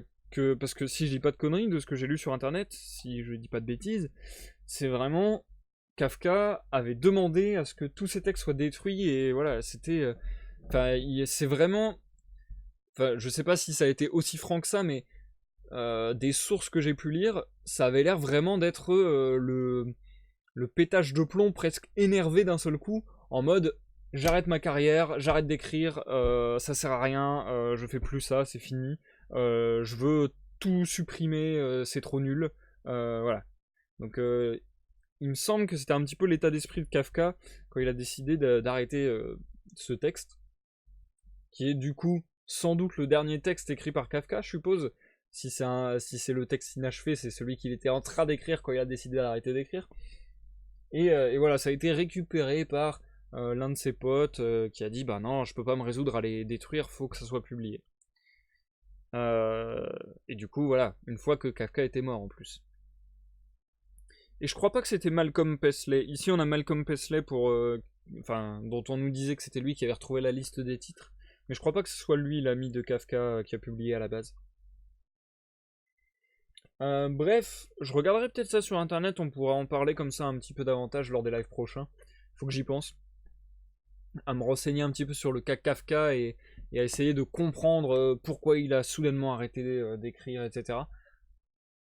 Ah, on le fera peut-être, quoique, ouais. C'est peut-être une pas mauvaise idée de faire ça lors du dernier live. On fera peut-être ça sur le dernier live, d'aller checker ensemble sur internet les raisons du pourquoi, du comment, d'un seul coup il a décidé d'arrêter. Comme ça fera une bonne conclusion à l'œuvre, je pense. Bref, sur ce, chers amis, on va reprendre la lecture sans plus attendre. Chapitre 16, qui est cette fois un peu plus long. Mais bon, grosso modo, il va faire la durée des 2 chapitres que je viens de lire. À lui seul. Donc je vais lire le chapitre 16 pour clôturer le live de ce soir. Et ensuite, on se dira au revoir dans l'outro. Je vous souhaite à tous une bonne écoute. Que vous me regardiez dans l'ombre sur Twitch ou que vous me regardiez en rediffusion sur YouTube. Et à tout à l'heure. Chapitre 16. K resta planté là, l'air un peu interloqué. Olga se moqua de lui, l'attira vers la banquette près du poêle. Elle semblait vraiment heureuse de pouvoir maintenant s'asseoir seule avec lui. Mais c'était un bonheur paisible, aucune jalousie ne venait l'obscurcir. Et justement, cette absence de jalousie, et donc de toutes ces vérités, faisait du bien à K. Il aimait regarder ses yeux bleus qui ne cherchaient ni à séduire ni à dominer, mais qui se posaient timidement sur lui et soutenaient timidement son regard. On eût dit que les mises en garde de Frida et de la patronne ne l'avaient pas rendu plus vulnérable à toutes ces choses, mais plus attentif, plus habile. Et il rit avec Olga, lorsqu'elle s'étonna qu'il ait qualifié Amalia de gentille. Amalia était bien des choses, mais gentille, pas vraiment. À ces mots, K expliqua que ce compliment était bien sûr destiné à Olga, mais qu'Amalia était si dominatrice que non seulement elle s'appropriait tout ce qu'on disait en sa présence, mais qu'on lui attribuait même de plein gré tous les mérites. C'est vrai, fit Olga sur un ton plus grave. C'est plus vrai que tu ne le penses. Amalia est plus jeune que moi, plus jeune que Barnabas aussi. Mais dans la famille, c'est elle qui prend les décisions, pour le bien et pour le mal. Il est vrai que c'est elle aussi qui, de nous tous, porte le plus lourd fardeau, pour le bien comme pour le mal. K jugea ces propos exagérés. Amalia ne venait-elle pas de dire qu'elle ne s'occupait pas des affaires de son frère, alors qu'Olga était au courant de tout? Comment t'expliquer? Dit Olga. Amalia ne s'occupe ni de Barnabas ni de moi. En fait, elle ne s'occupe que de nos parents. Elle les soigne, jour et nuit. Elle vient encore de leur demander ce qu'ils veulent et d'aller leur préparer quelque chose à la cuisine. Elle s'est forcée à se lever pour eux, car elle ne se sent pas bien depuis midi, et elle est restée allongée ici sur la banquette. Mais elle a beau ne pas s'occuper de nous, nous dépendons d'elle comme si elle était l'aînée, et si elle nous conseillait pour nos affaires, nous lui obéirons sûrement. Mais elle ne le fait pas. Nous sommes des étrangers pour elle. Tu as beaucoup d'expérience, tu viens de loin. N'as-tu pas l'impression qu'elle est particulièrement intelligente? Particulièrement malheureuse, j'ai l'impression, fit K. Mais comment se fait-il que vous respectiez tant Amalia, et qu'en même temps Barnabas, par exemple, occupe ce poste de messager qu'elle réprouve, qu'elle méprise même peut-être? S'il savait quoi faire d'autre, il démissionnerait aussitôt, car il ne s'y plaît guère. N'est-ce pas un cordonnier dûment formé? Demanda K. Bien sûr, fit Olga. D'ailleurs, il travaille aussi pour Brunswick. Et s'il le voulait, il aurait du travail jour et nuit et serait grassement payé. Eh bien, fit K. Il pourrait donc remplacer son service de messager par un autre métier. Son service de messager ? Demanda Olga avec surprise. Est-ce pour le salaire qu'il l'a accepté ? C'est possible, fit K. Mais tu viens de me dire qu'il ne s'y plaît pas. Il ne s'y plaît pas. Et ce pour plusieurs raisons, fit Olga. Mais il travaille tout de même plus ou moins pour le compte du château. On pourrait en tout cas le croire. Quoi ? Dit K. Vous doutez même de cela ? Bon, fit Olga. Pas vraiment. Barnabas va dans les bureaux. Il traite d'égal à égal avec les employés. Il aperçoit aussi de loin tel ou tel fonctionnaire. On lui confie des lettres relativement importantes, et même des messages à transmettre de vive voix. Ça n'est pas rien. Et nous pourrions être fiers qu'il en soit arrivé là si jeune encore. K acquiesça. Il ne songeait plus à rentrer. Il a aussi sa propre livrée ? Demanda-t-il. Tu veux dire sa veste ? Fit Olga. Non, c'est Amalia qui la lui a faite, avant même qu'il devienne messager. Mais tu mets le doigt sur le point sensible. Cela fait longtemps que l'administration aurait dû lui fournir non pas une livrée, car il n'y en a pas au château, mais un costume. D'ailleurs, on le lui a promis, mais de ce côté-là, ils sont très lents au château, et le pire, c'est que personne ne sait ce que cache cette lenteur. Elle peut signifier que l'affaire suit son cours administratif, ou que la procédure administrative n'a pas commencé, et donc qu'on veut encore mettre par exemple Barnabas à l'épreuve. Mais elle peut aussi vouloir dire, en fin de compte, que la procédure est terminée, que pour telle ou telle raison la promesse a été annulée, et que Barnabas ne recevra jamais son costume. Il n'y a pas moyen d'en savoir plus, ou il faudra attendre longtemps. Nous avons un proverbe ici, peut-être que tu le connais. Les décisions administratives sont timides comme les jeunes filles. C'est finement observé, fit K, qui prenait la chose plus au sérieux qu'Olga. C'est finement observé. Et il se peut que ces décisions aient d'autres points communs avec les jeunes filles. Peut-être, dit Olga. Pourtant je ne vois pas ce que tu veux dire. Peut-être même que tu dis cela comme un compliment. Mais pour en revenir à cette histoire d'uniforme, c'est une des préoccupations de Barnabas, et puisque nous partageons nos préoccupations, c'est aussi la mienne. Pourquoi ne lui donne-t-on pas d'uniforme ? Nous ne cessons de nous le demander en vain. Mais rien n'est simple dans cette affaire. Les fonctionnaires, par exemple, ne semblent pas en avoir. D'après ce que nous savons ici, et à en croire les récits de Barnabas, ils portent des vêtements de tous les jours, quoique fort beaux. D'ailleurs, tu as vu Clam.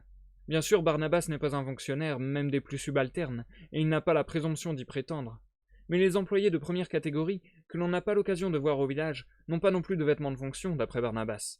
On pourrait d'abord y trouver un certain réconfort, mais un réconfort illusoire, car Barnabas est-il un employé de première catégorie ?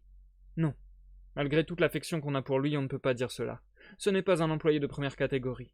Le simple fait qu'il vienne au village, et même qu'il habite ici, est la preuve du contraire. Les employés de première catégorie sont encore plus réservés que les fonctionnaires, peut-être avec raison. Peut-être sont-ils même supérieurs à bien des fonctionnaires. Certains faits le suggèrent. Ils travaillent moins. Et d'après Barnabas, c'est un spectacle merveilleux que de voir ces hommes choisis pour leur stature et leur vigueur marcher lentement dans les couloirs. Barnabas est toujours en train de se faufiler entre eux. Bref, on ne saurait prétendre que Barnabas soit un employé de première catégorie. Il pourrait donc faire partie des employés de catégorie inférieure. Or, ce sont eux justement qui ont des vêtements de fonction, en tout cas lorsqu'ils viennent au village. Ce n'est pas une véritable livrée, et il y a beaucoup de variantes différentes, mais ces vêtements permettent tout de même de reconnaître aussitôt les employés du château. D'ailleurs, tu en as vu à l'auberge des messieurs. L'aspect le plus frappant dans leurs habits, c'est qu'ils sont presque toujours très ajustés. Un paysan ou un ouvrier ne pourrait utiliser ce genre d'habit. Eh bien, cet habit, Barnabas ne le possède pas. Ce n'est pas juste humiliant ou avilissant, ce qu'on pourrait supporter, mais cela nous fait douter de tout, surtout dans les heures sombres, et nous en traversons parfois, Barnabas et moi. Ce n'est pas rare. Alors nous nous demandons si, au fond, c'est pour le compte du château que Barnabas travaille. Bien sûr, il va dans les bureaux, mais est-ce que les bureaux sont le château à proprement parler ? Et même si le château comporte des bureaux, est-ce que ce sont ceux où Barnabas a le droit d'entrer ? Il va dans des bureaux, mais qui ne forment qu'une petite partie de l'ensemble. Ensuite, il y a des barrières, avec encore d'autres bureaux au-delà. On ne lui interdit pas expressément d'aller plus loin, mais il ne peut tout de même pas aller plus loin. Une fois qu'il a trouvé ses supérieurs et qu'après lui avoir donné leur instruction, il le renvoie. De surcroît, on est sans cesse observé là-bas, ou du moins on en a l'impression. Et même s'il allait plus loin, à quoi cela servirait-il, si n'ayant à s'acquitter d'aucune tâche officielle, il était un intrus. Et ne va pas t'imaginer ces barrières comme une frontière bien définie. Barnabas me le rappelle sans arrêt. Des barrières, il y en a aussi dans les bureaux où il va. Il y en a donc aussi qu'il franchit. et elles ne sont pas différentes de celles qu'il n'a encore jamais franchies. Il n'y a donc aucune raison de présumer que les bureaux qui se trouvent au-delà de ces dernières barrières soient radicalement différents de ceux où Barnabas a déjà été. C'est seulement pendant les heures sombres dont je te parlais qu'on a cette impression. Et alors le doute va plus loin.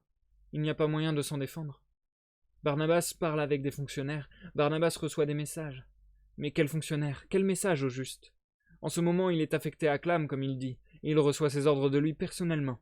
C'est considérable. Même les employés de première catégorie ne parviennent pas aussi loin. Ce serait presque trop beau. Voilà ce qui est angoissant. Songe un peu. Être affecté directement à Clam, lui parler face à face. Mais est-ce bien le cas? Oui, c'est le cas. Mais alors pourquoi Barnabas doute-t-il que le fonctionnaire qu'on désigne là-bas sous le nom de Clam soit vraiment Clam? Tu ne veux tout de même pas plaisanter, Olga, fit K. Comment peut-il y avoir un doute sur l'apparence de Clam? Tout le monde sait à quoi il ressemble. Moi-même je l'ai vu. K, je ne plaisante pas du tout, fit Olga. Ce sont pour moi des préoccupations très sérieuses. Mais je ne t'en parle pas pour soulager mon cœur et t'accabler. C'est parce que tu t'es enquis de Barnabas qu'Amalia m'a chargé de tout te raconter, et parce que je crois qu'il est également utile pour toi d'en savoir davantage.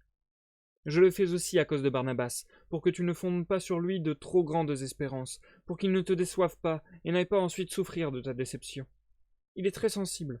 Par exemple, il n'a pas dormi la nuit dernière, parce que tu étais mécontent de lui hier au soir.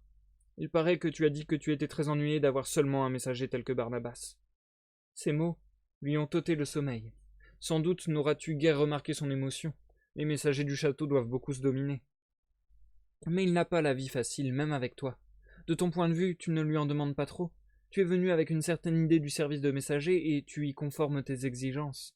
Mais l'idée qu'on s'en fait au château est autre. Elle est compatible avec la tienne, quand bien même Barnabas se sacrifierait complètement à son service, ce à quoi il semble hélas parfois disposé. Il faudrait se résigner. On ne pourrait rien trouver à redire. N'est-elle la question de savoir si c'est bien un service de messager qu'il accomplit. Devant toi, bien sûr, il ne peut exprimer le moindre doute à ce sujet. Cela reviendrait pour lui à saper les fondements de sa propre existence. Ce serait une grossière violation des lois auxquelles il se croit encore soumis, et même devant moi il ne parle pas librement. Il me faut force cajoleries et baisers pour lui faire admettre ses doutes, et même là, il refuse encore de reconnaître que ses doutes sont des doutes. Il a quelque chose d'Amalia dans le sang, et il ne me dit sûrement pas tout, quoique je sois son unique confidente. Mais il nous arrive de parler de Clam. Je n'ai encore jamais vu Clam.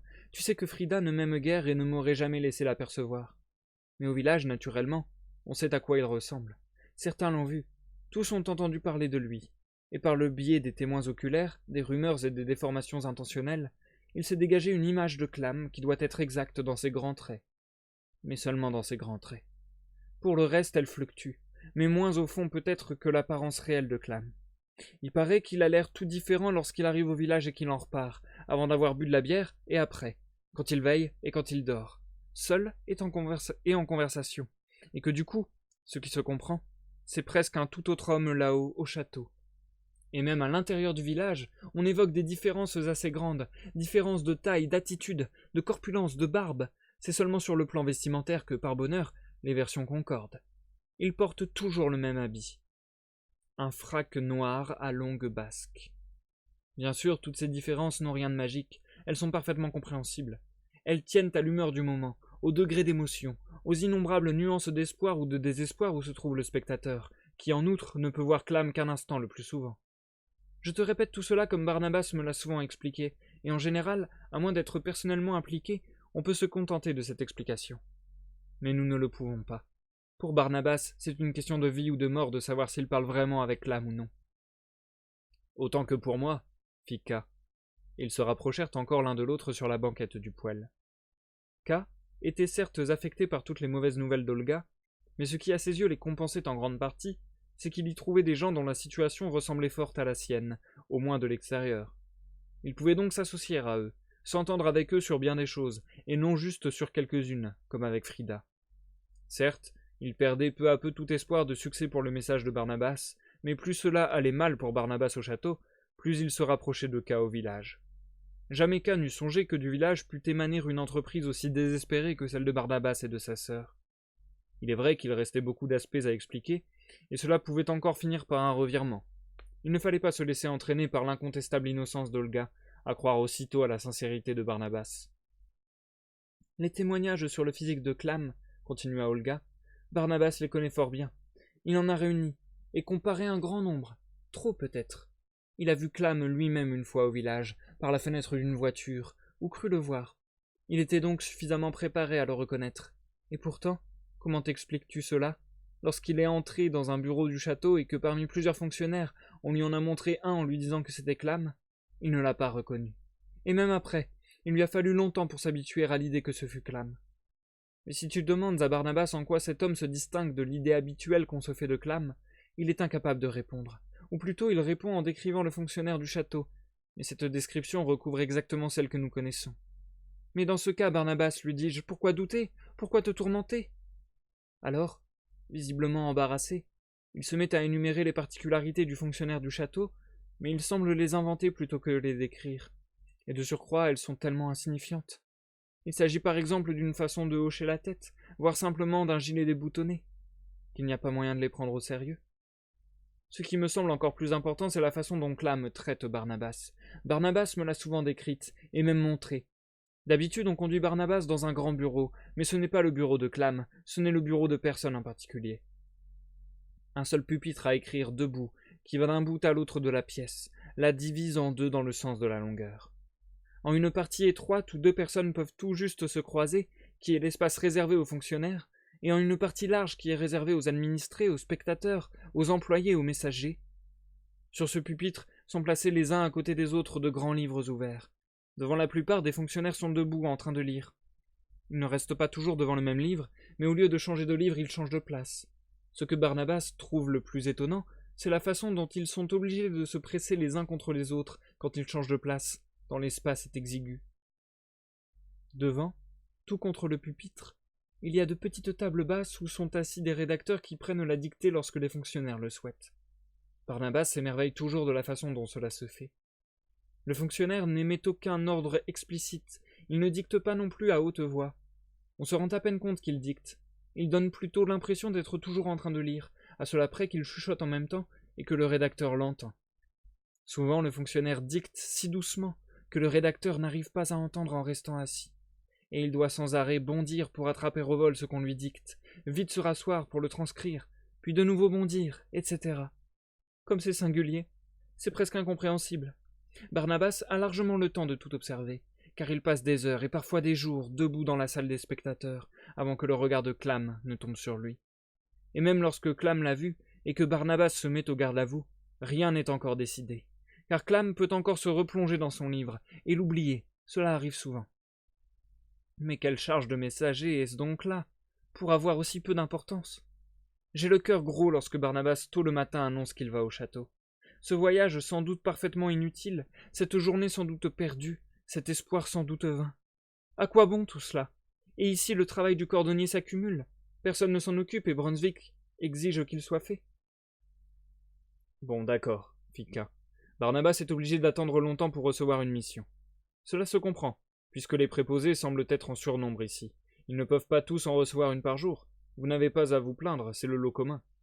Et puis Barnabas finit par recevoir des missions lui aussi. À moi-même, il m'a déjà apporté 2 lettres. Il est fort possible, dit Olga, que nous ayons tort de nous plaindre. Moi surtout qui ne connais tout cela que par ouï-dire, et qui, étant une jeune fille, comprend moins bien que Barnabas, sans compter qu'il garde pour lui bien des choses. Mais écoute ce qui arrive aux lettres, celles qui te sont adressées par exemple. Ce n'est pas Clam, mais son rédacteur qui les lui remet en main propre. Un jour quelconque, à une heure quelconque, c'est pourquoi ce service qui semble si facile est très fatigant, car Barnabas doit sans cesse rester sur le qui-vive, le rédacteur se souvient de lui et lui fait signe. Clam ne semble pas en être la cause. Il étudie tranquillement son livre, même si parfois, quoique ce soit un geste fréquent chez lui, il est en train de nettoyer son pince-nez au moment précis où Barnabas s'approche, et peut-être qu'alors il le regarde, à supposer qu'il y voit quelque chose sans son pince-nez, ce dont Barnabas doute. Clam alors a les yeux mi-clos, il a l'air de dormir, et de nettoyer son pince-nez en rêvant. Entre-temps, le rédacteur extrait de la pile de dossiers et de correspondances qu'il garde sous la table une lettre qui t'est destinée.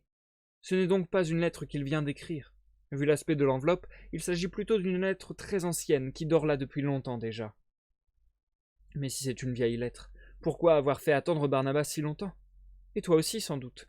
Et enfin la lettre, car elle est probablement périmée à présent. Et c'est ainsi que Barnabas acquiert une réputation de messager lent et inefficace. Le rédacteur, quant à lui, ne se complique pas la tâche, voilà qui est sûr. Il donne la lettre à Barnabas en disant « Pour K, de la part de Clam ». Et là-dessus, Barnabas est congédié. Bon, ensuite Barnabas revient à bout de souffle, portant à même la peau, sous sa chemise, la lettre enfin obtenue. Alors nous nous asseyons ici sur cette banquette, et il me raconte ce qui s'est passé. Et nous examinons les faits, un à un, et évaluons ce qu'il a obtenu pour conclure que c'est fort peu, et que même ce peu est douteux. Et Barnabas range la lettre. Il n'a pas envie d'aller la porter, mais il n'a pas non plus envie d'aller se coucher. Il reprend son travail de cordonnier, et passe la nuit assis sur son tabouret, là-bas. Voilà ce qu'il en est, K. Voilà mes secrets. Et tu ne t'étonnes sans doute plus maintenant qu'Amalia renonce à les connaître. Et la lettre demanda K. La lettre fit Olga. Eh bien, après quelque temps, lorsque j'ai suffisamment insisté auprès de Barnabas, des jours ou des semaines ont pu s'écouler dans l'intervalle, il finit par se décider à prendre la lettre et va la remettre. Il dépend beaucoup de moi pour ce genre de formalité. C'est qu'ayant dominé la première impression faite par son récit, je reprends mes esprits, ce dont il est incapable, sans doute justement parce qu'il en sait plus que moi. Dans ces cas-là, je peux lui répéter sans cesse quelque chose du genre « Que veux-tu au fond, Barnabas? De quelle carrière, de quelles ambitions rêves-tu? Veux-tu en arriver à être obligé de nous quitter, de me quitter complètement? Est-ce là ton ambition? Comment ne pas le croire? Puisque c'est le seul moyen de comprendre pourquoi tu es si affreusement insatisfait de ce que tu as déjà obtenu. Regarde un peu autour de toi. Y a-t-il parmi nos voisins quelqu'un qui soit parvenu aussi loin? Certes, leur situation est différente de la nôtre, et ils n'ont aucune raison de vouloir s'élever au-dessus de leurs conditions, mais même sans faire de comparaison, on est forcé de constater que tes affaires sont en très bonne voie.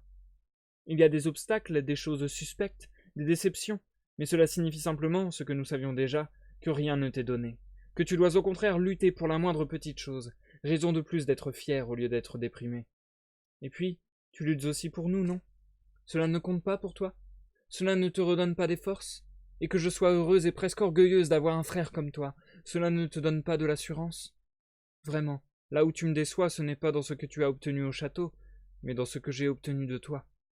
Tu as le droit d'entrer au château, tu fréquentes constamment les bureaux, tu passes des jours entiers dans la même pièce que Clam, tu es un messager reconnu officiellement, tu peux prétendre à un uniforme, on te confie des lettres importantes à transmettre. Tu es tout cela, tu as le droit de faire tout cela, et puis tu redescends ici et, au lieu que nous nous embrassions en pleurant de bonheur, tout ton courage semble t'abandonner à ma vue.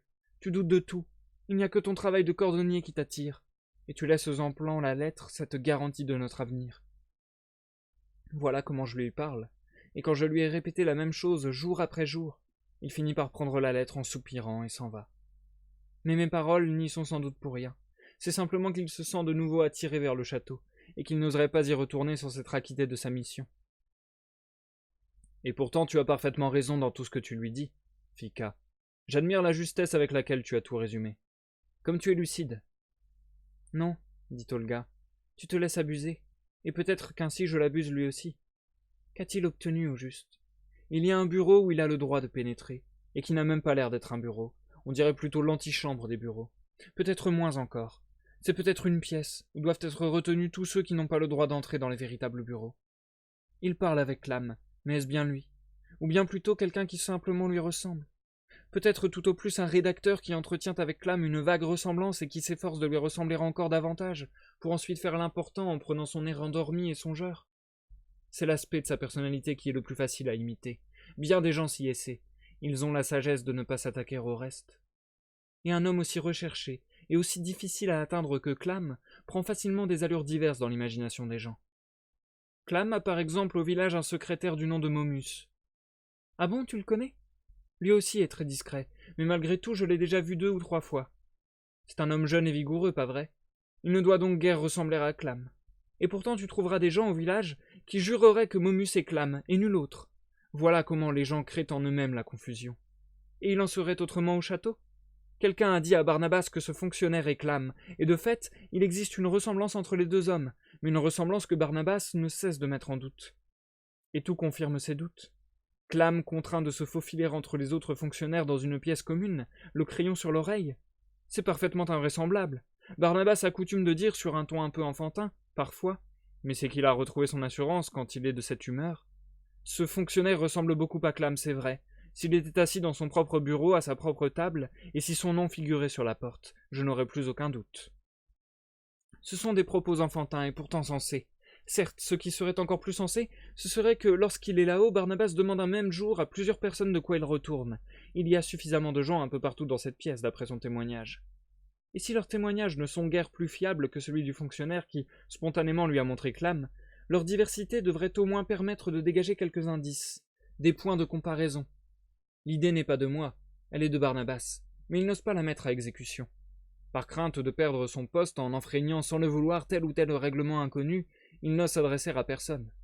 Il manque d'assurance à ce point. Ce manque de confiance vraiment pitoyable éclaire mieux son poste à mes yeux que toutes ces descriptions. Comme tout doit lui paraître douteux et menaçant là-bas, s'il n'ose même pas ouvrir la bouche pour poser une question innocente. En y songeant, je m'en veux de le laisser seul dans ces pièces inconnues, où les choses se passent de telle façon que même lui, qui est plutôt téméraire que lâche, tremble probablement de peur. Là, je crois, tu touches à l'essentiel, fit K. C'est cela. Après tout ce que tu m'as raconté, je crois y voir clair. Barnabas est trop jeune pour cette tâche. On ne peut rien prendre au pied de la lettre dans ce qu'il raconte. Comme il est terrorisé là-haut, il est incapable d'y observer quoi que ce soit, et si malgré cela on le force à raconter, ici, on obtient des histoires à dormir debout. Cela ne m'étonne pas. Vous avez ici un respect inné des autorités. De tous les côtés, des manières les plus diverses, on continue à vous l'insuffler pendant toute votre vie, et vous y contribuez vous-même de votre mieux. Mais fondamentalement, je n'ai rien à y redire. Si une administration est bonne, pourquoi ne pas la respecter? Simplement, on n'a pas le droit d'envoyer soudain au château un jeune homme inexpérimenté comme Barnabas, qui n'est jamais sorti du périmètre du village, et de lui réclamer ensuite des comptes rendus fidèles, et d'examiner chacun de ses propos comme parole d'évangile, et de faire dépendre son propre bonheur de leur interprétation. Il n'y a pas d'erreur plus grave. Il est vrai que je me suis comme toi laissé abuser par lui, et j'ai fondé sur lui des espérances, de même que par sa faute, j'ai souffert de déceptions qui reposaient entièrement sur ses propos, c'est-à-dire sur presque rien. Olga se taisait. C'est à contre-cœur, dit K, que j'essaie d'ébranler ta confiance en ton frère, car je vois combien tu l'aimes et ce que tu attends de lui. Mais il le faut, et précisément à cause de ton amour et de tes attentes. Car vois-tu, il y a sans cesse quelque chose, j'ignore quoi, qui vient t'empêcher de reconnaître pleinement ce que Barnabas a, je ne dirais pas obtenu, mais ce qui lui a été donné. Il a le droit d'entrer dans les bureaux ou, si tu préfères, dans une antichambre. Bon, admettons que ce soit une antichambre, mais il y a là des portes qui conduisent au-delà, des barrières que l'on peut franchir si on est assez habile. À moi, par exemple, cette antichambre m'est complètement inaccessible, du moins pour l'instant. J'ignore avec qui Barnabas s'y entretient. Peut-être ce rédacteur est-il le plus subalterne des employés, mais même s'il est le plus subalterne, il peut conduire à son supérieur immédiat, ou à défaut le nommer au moins, et à défaut de le nommer, il peut du moins indiquer quelqu'un qui pourra le nommer. Ce Clam, présumé, n'a peut-être rien à voir avec le vrai Clam. Peut-être que Barnabas, aveuglé par son émotion, est le seul à voir cette ressemblance. C'est peut-être le plus subalterne des fonctionnaires. Il n'est peut-être même pas fonctionnaire.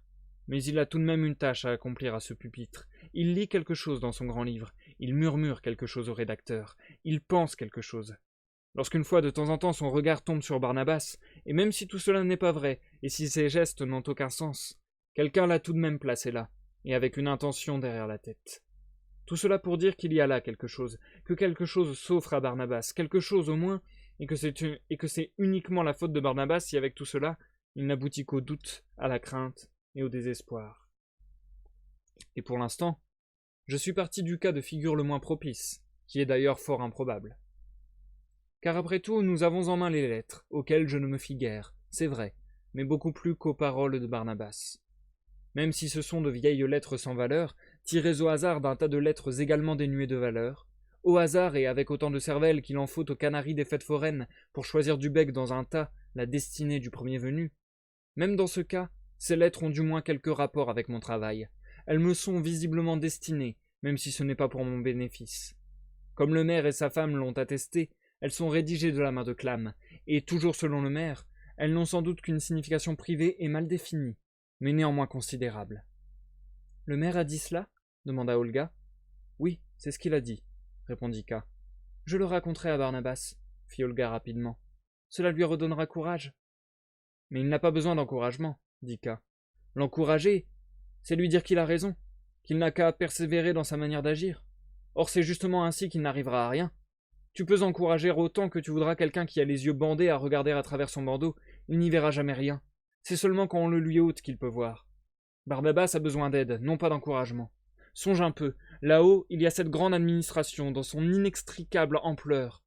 Je croyais m'en être fait une idée approximative avant de venir ici, mais comme j'étais naïf. Là-haut, dis-je, il y a l'administration. Et face à elle se présente Barnabas, personne d'autre, rien que lui, pitoyablement seul. C'est encore trop d'honneur pour lui de ne pas rester toute sa vie tapi dans un recoin obscur des bureaux, oublié de tous. Ne crois pas, K, dit Olga, que nous sous-estimions la difficulté de la tâche dont s'est chargé Barnabas, car nous ne manquons pas de respect pour l'administration. Tu l'as dit toi-même. Mais c'est un respect dévoyé, fit K. C'est un respect mal placé, qui déshonore son objet. Peut-on encore parler de respect quand Barnabas gâche le cadeau qu'on lui fait de le laisser rentrer dans cette pièce, en passant là ses journées à ne rien faire, ou bien quand, une fois de retour en bas, il soupçonne ou rabaisse ceux qui le faisaient trembler quelques instants auparavant, ou bien quand, de désespoir ou de fatigue, il tarde à porter les lettres et ne transmet pas aussitôt les messages qui lui ont été confiés. Ce n'est plus du respect, cela. Mais ce reproche va encore plus loin. Tu le mérites aussi, Olga, je ne peux te l'épargner. Malgré le respect que tu crois éprouver pour l'administration, tu as envoyé Barnabas au château en dépit de toute sa jeunesse, de sa faiblesse et de son isolement. Ou du moins, tu ne l'as pas retenu. Le reproche que tu me fais, dit Olga, je me le fais à moi-même, depuis longtemps déjà. À vrai dire, ce n'est pas d'avoir envoyé Barnabas au château qu'il me faut me reprocher. Je ne l'y ai pas envoyé. Il y est allé de lui-même. Mais sans doute aurais-je dû le retenir par tous les moyens. Par la persuasion, par la ruse, par la force. J'aurais dû le retenir. Mais si aujourd'hui était ce jour-là, ce jour décisif, et si je ressentais la détresse de Barnabas, la détresse de notre famille comme autrefois et comme aujourd'hui, et si Barnabas, bien conscient des dangers et de ses responsabilités, m'écartait doucement et avec un sourire pour aller là-bas, je ne le retiendrai pas non plus aujourd'hui. Malgré toutes les expériences que nous avons faites depuis, et je crois que, toi non plus à ma place, tu ne pourrais pas faire autrement. Tu ne connais pas notre détresse. C'est ce qui te rend injuste envers nous et surtout envers Barnabas. Autrefois, nous espérions davantage qu'aujourd'hui. Pourtant, même à cette époque, nos espérances n'étaient pas grandes. Seule notre détresse était grande et l'est restée. Frida ne t'a rien raconté sur nous? Elle s'est contentée d'allusions, dit K. Rien de précis. Mais votre nom suffit à la mettre dans tous ses états. Et la patronne non plus ne t'a rien raconté? Non, rien. Et personne d'autre sinon? Personne. Bien sûr. Qui pourrait raconter quoi que ce soit? Chacun sait quelque chose sur nous. Soit la vérité, pour autant que les gens y aient accès, soit au moins quelques rumeurs interceptées, ou bien le plus souvent carrément inventées. Et chacun pense à nous plus qu'il ne le faut, mais personne ne racontera franchement l'histoire. Ils ont peur d'exprimer ces choses. Et ils ont raison. C'est difficile à évoquer, même devant toi, K. Et une fois au courant, est-ce que tu ne risques pas de t'en aller, et de ne plus vouloir entendre parler de nous même si tu ne sembles guère concerné? Alors nous t'aurons perdu, toi qui, je l'avoue, compte maintenant presque davantage à mes yeux que le service accompli jusqu'ici par Barnabas au château. Et pourtant, cette contradiction m'a tourmenté toute la soirée. Il faut que tu sois au courant, car autrement tu n'auras pas une vue d'ensemble de notre situation. Tu continuerais à être injuste envers Barnabas, ce qui me ferait beaucoup de peine. Nous n'arriverons pas à nous entendre parfaitement, et tu ne pourras pas nous aider si accepter notre aide à titre personnel. Ni accepter notre aide à titre personnel. Mais il reste une question. Est-ce que pour ta part tu tiens à être au courant? Pourquoi me poses-tu cette question? Dit K. S'il faut le dire, je veux être au courant. Mais pourquoi me poses-tu la question? Par superstition, fit Olga. Tu vas être entraîné dans nos affaires en étant innocent, ou guère plus coupable que Barnabas. Raconte vite, fit K. Je n'ai pas peur, car avec tes craintes de bonne femme, tu rends les choses pires qu'elles ne sont. Et c'est la fin du chapitre 16, les amis. C'est donc également la fin de ce live. Nous passons à l'outro. Et bonsoir Jumpy et Mirani, bienvenue sur ce live, chers amis, ça me fait plaisir que vous passiez faire coucou. Comment allez-vous? Comment allez-vous?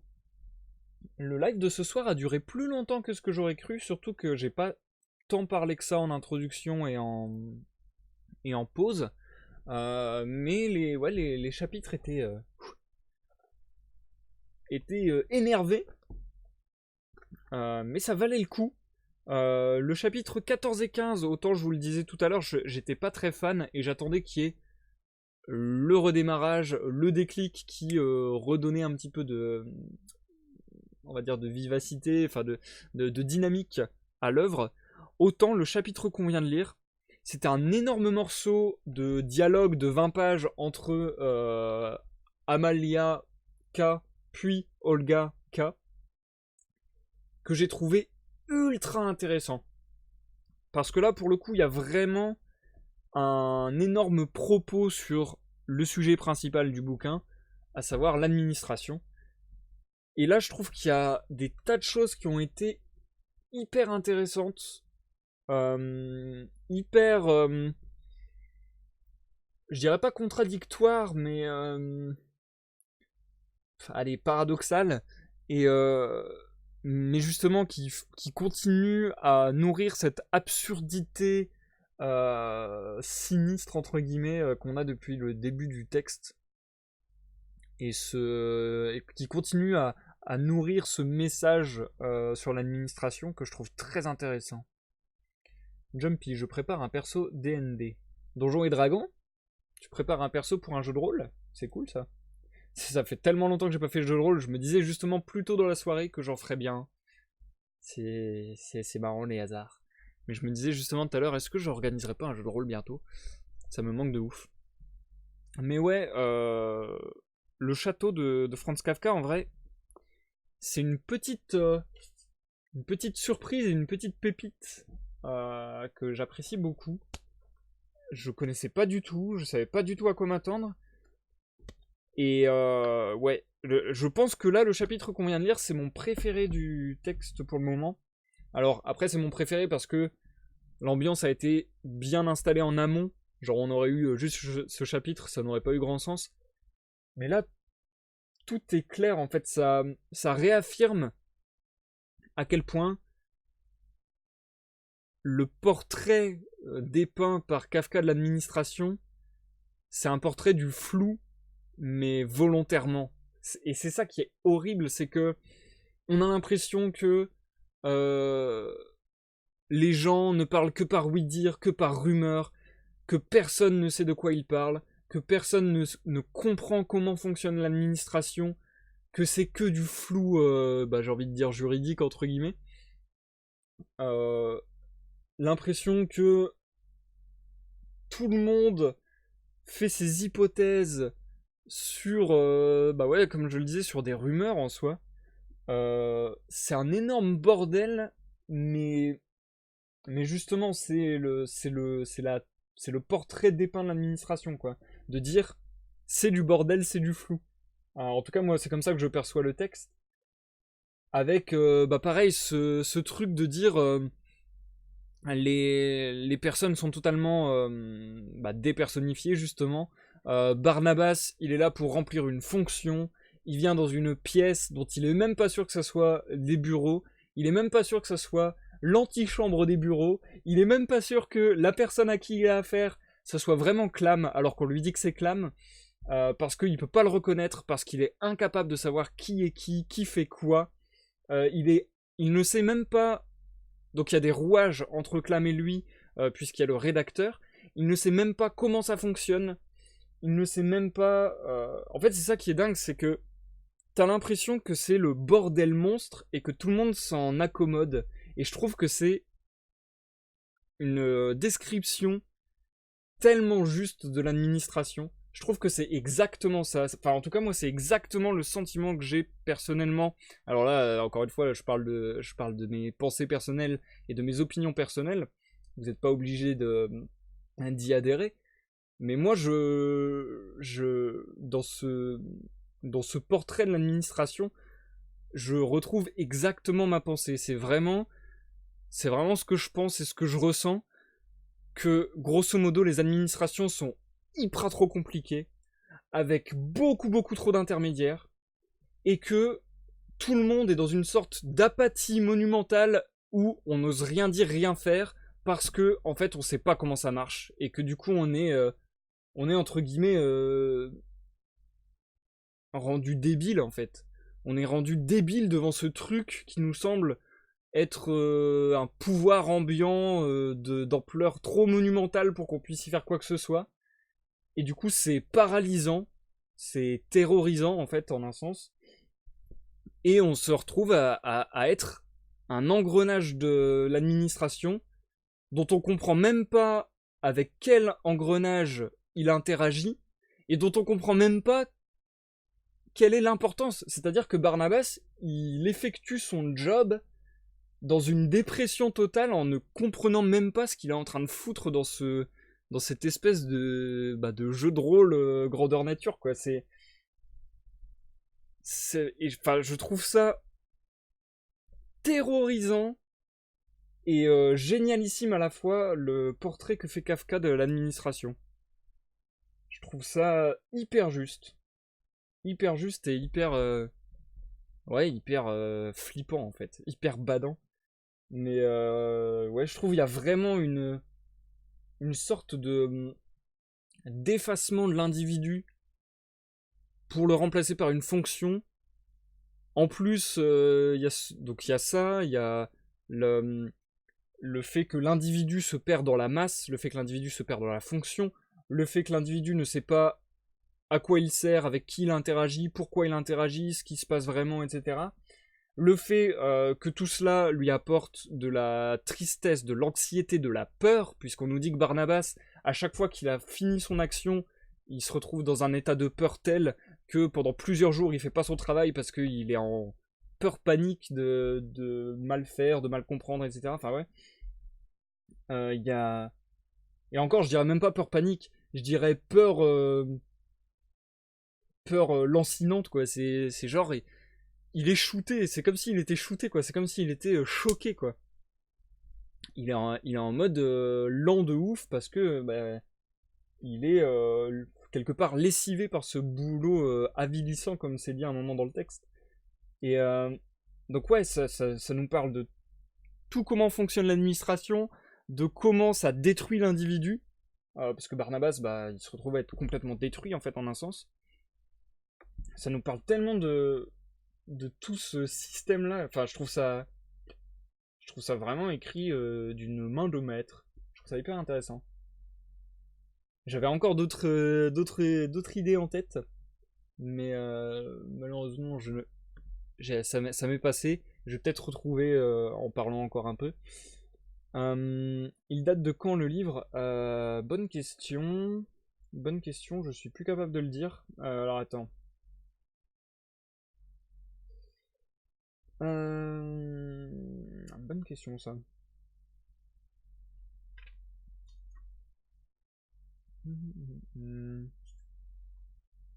Adolescence, les débuts dans la vie, ouais. Attendez, là j'ai des repères biographiques, je vais pouvoir trouver.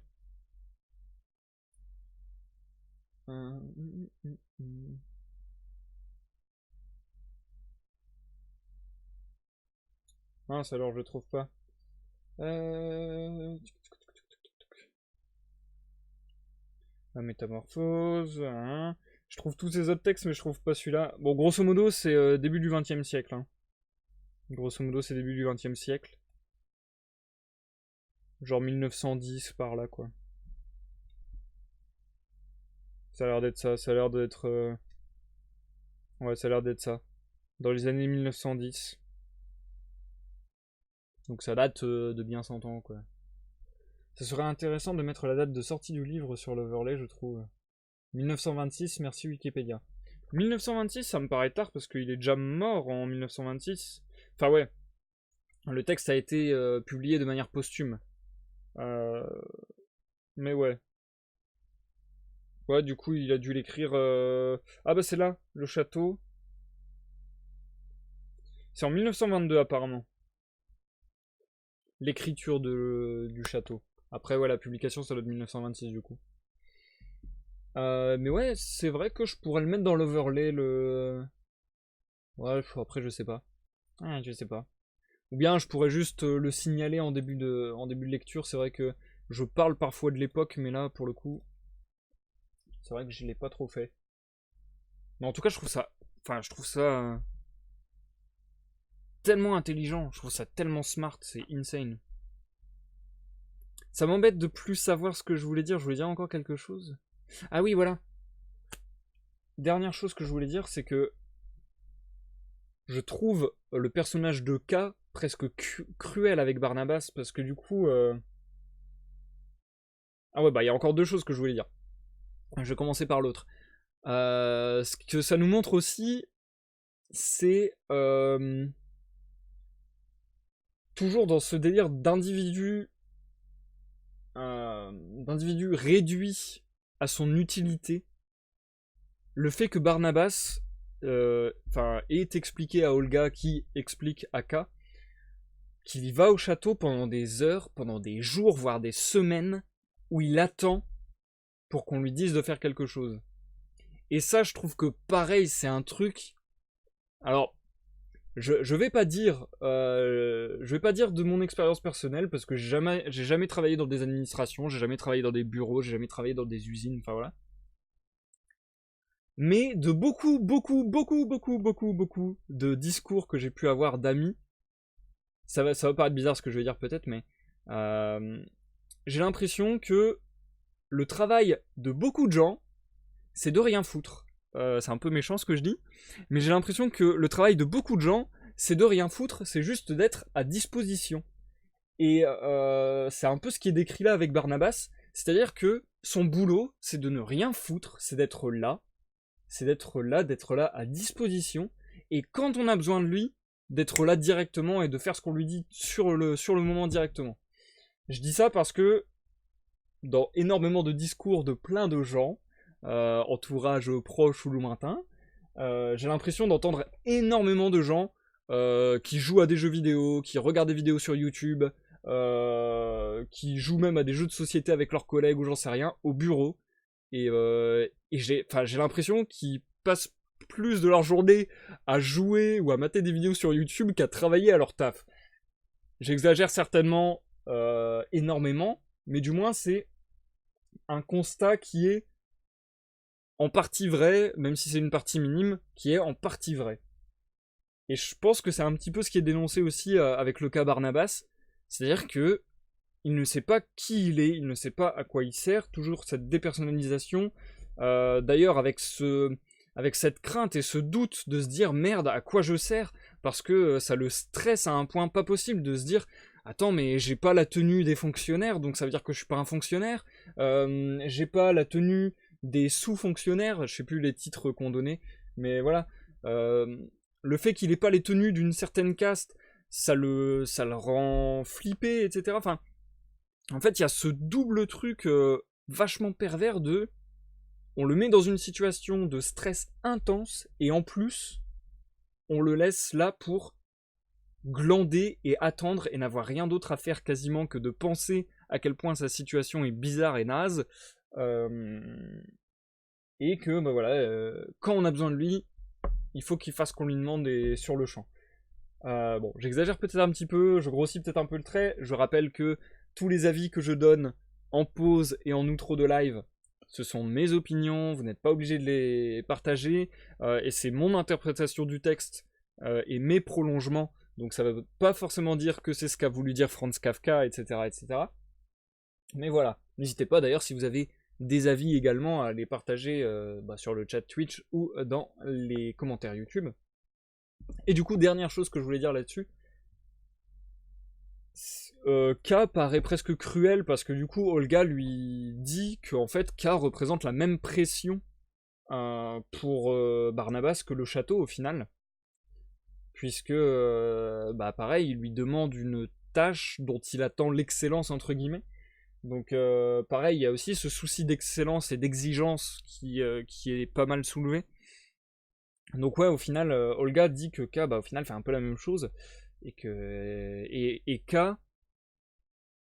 j'ai tendance à le trouver un peu cruel parce que plutôt que de le réaliser et de s'en excuser ou quoi, il le réalise et dit ouais mais c'est de la faute de Barnabas, il a qu'à se bouger le cul. Enfin, ce que je peux comprendre et à la fois que je trouve très compliqué. En fait, c'est marrant parce que ça fait genre que je suis très comment appeler ça,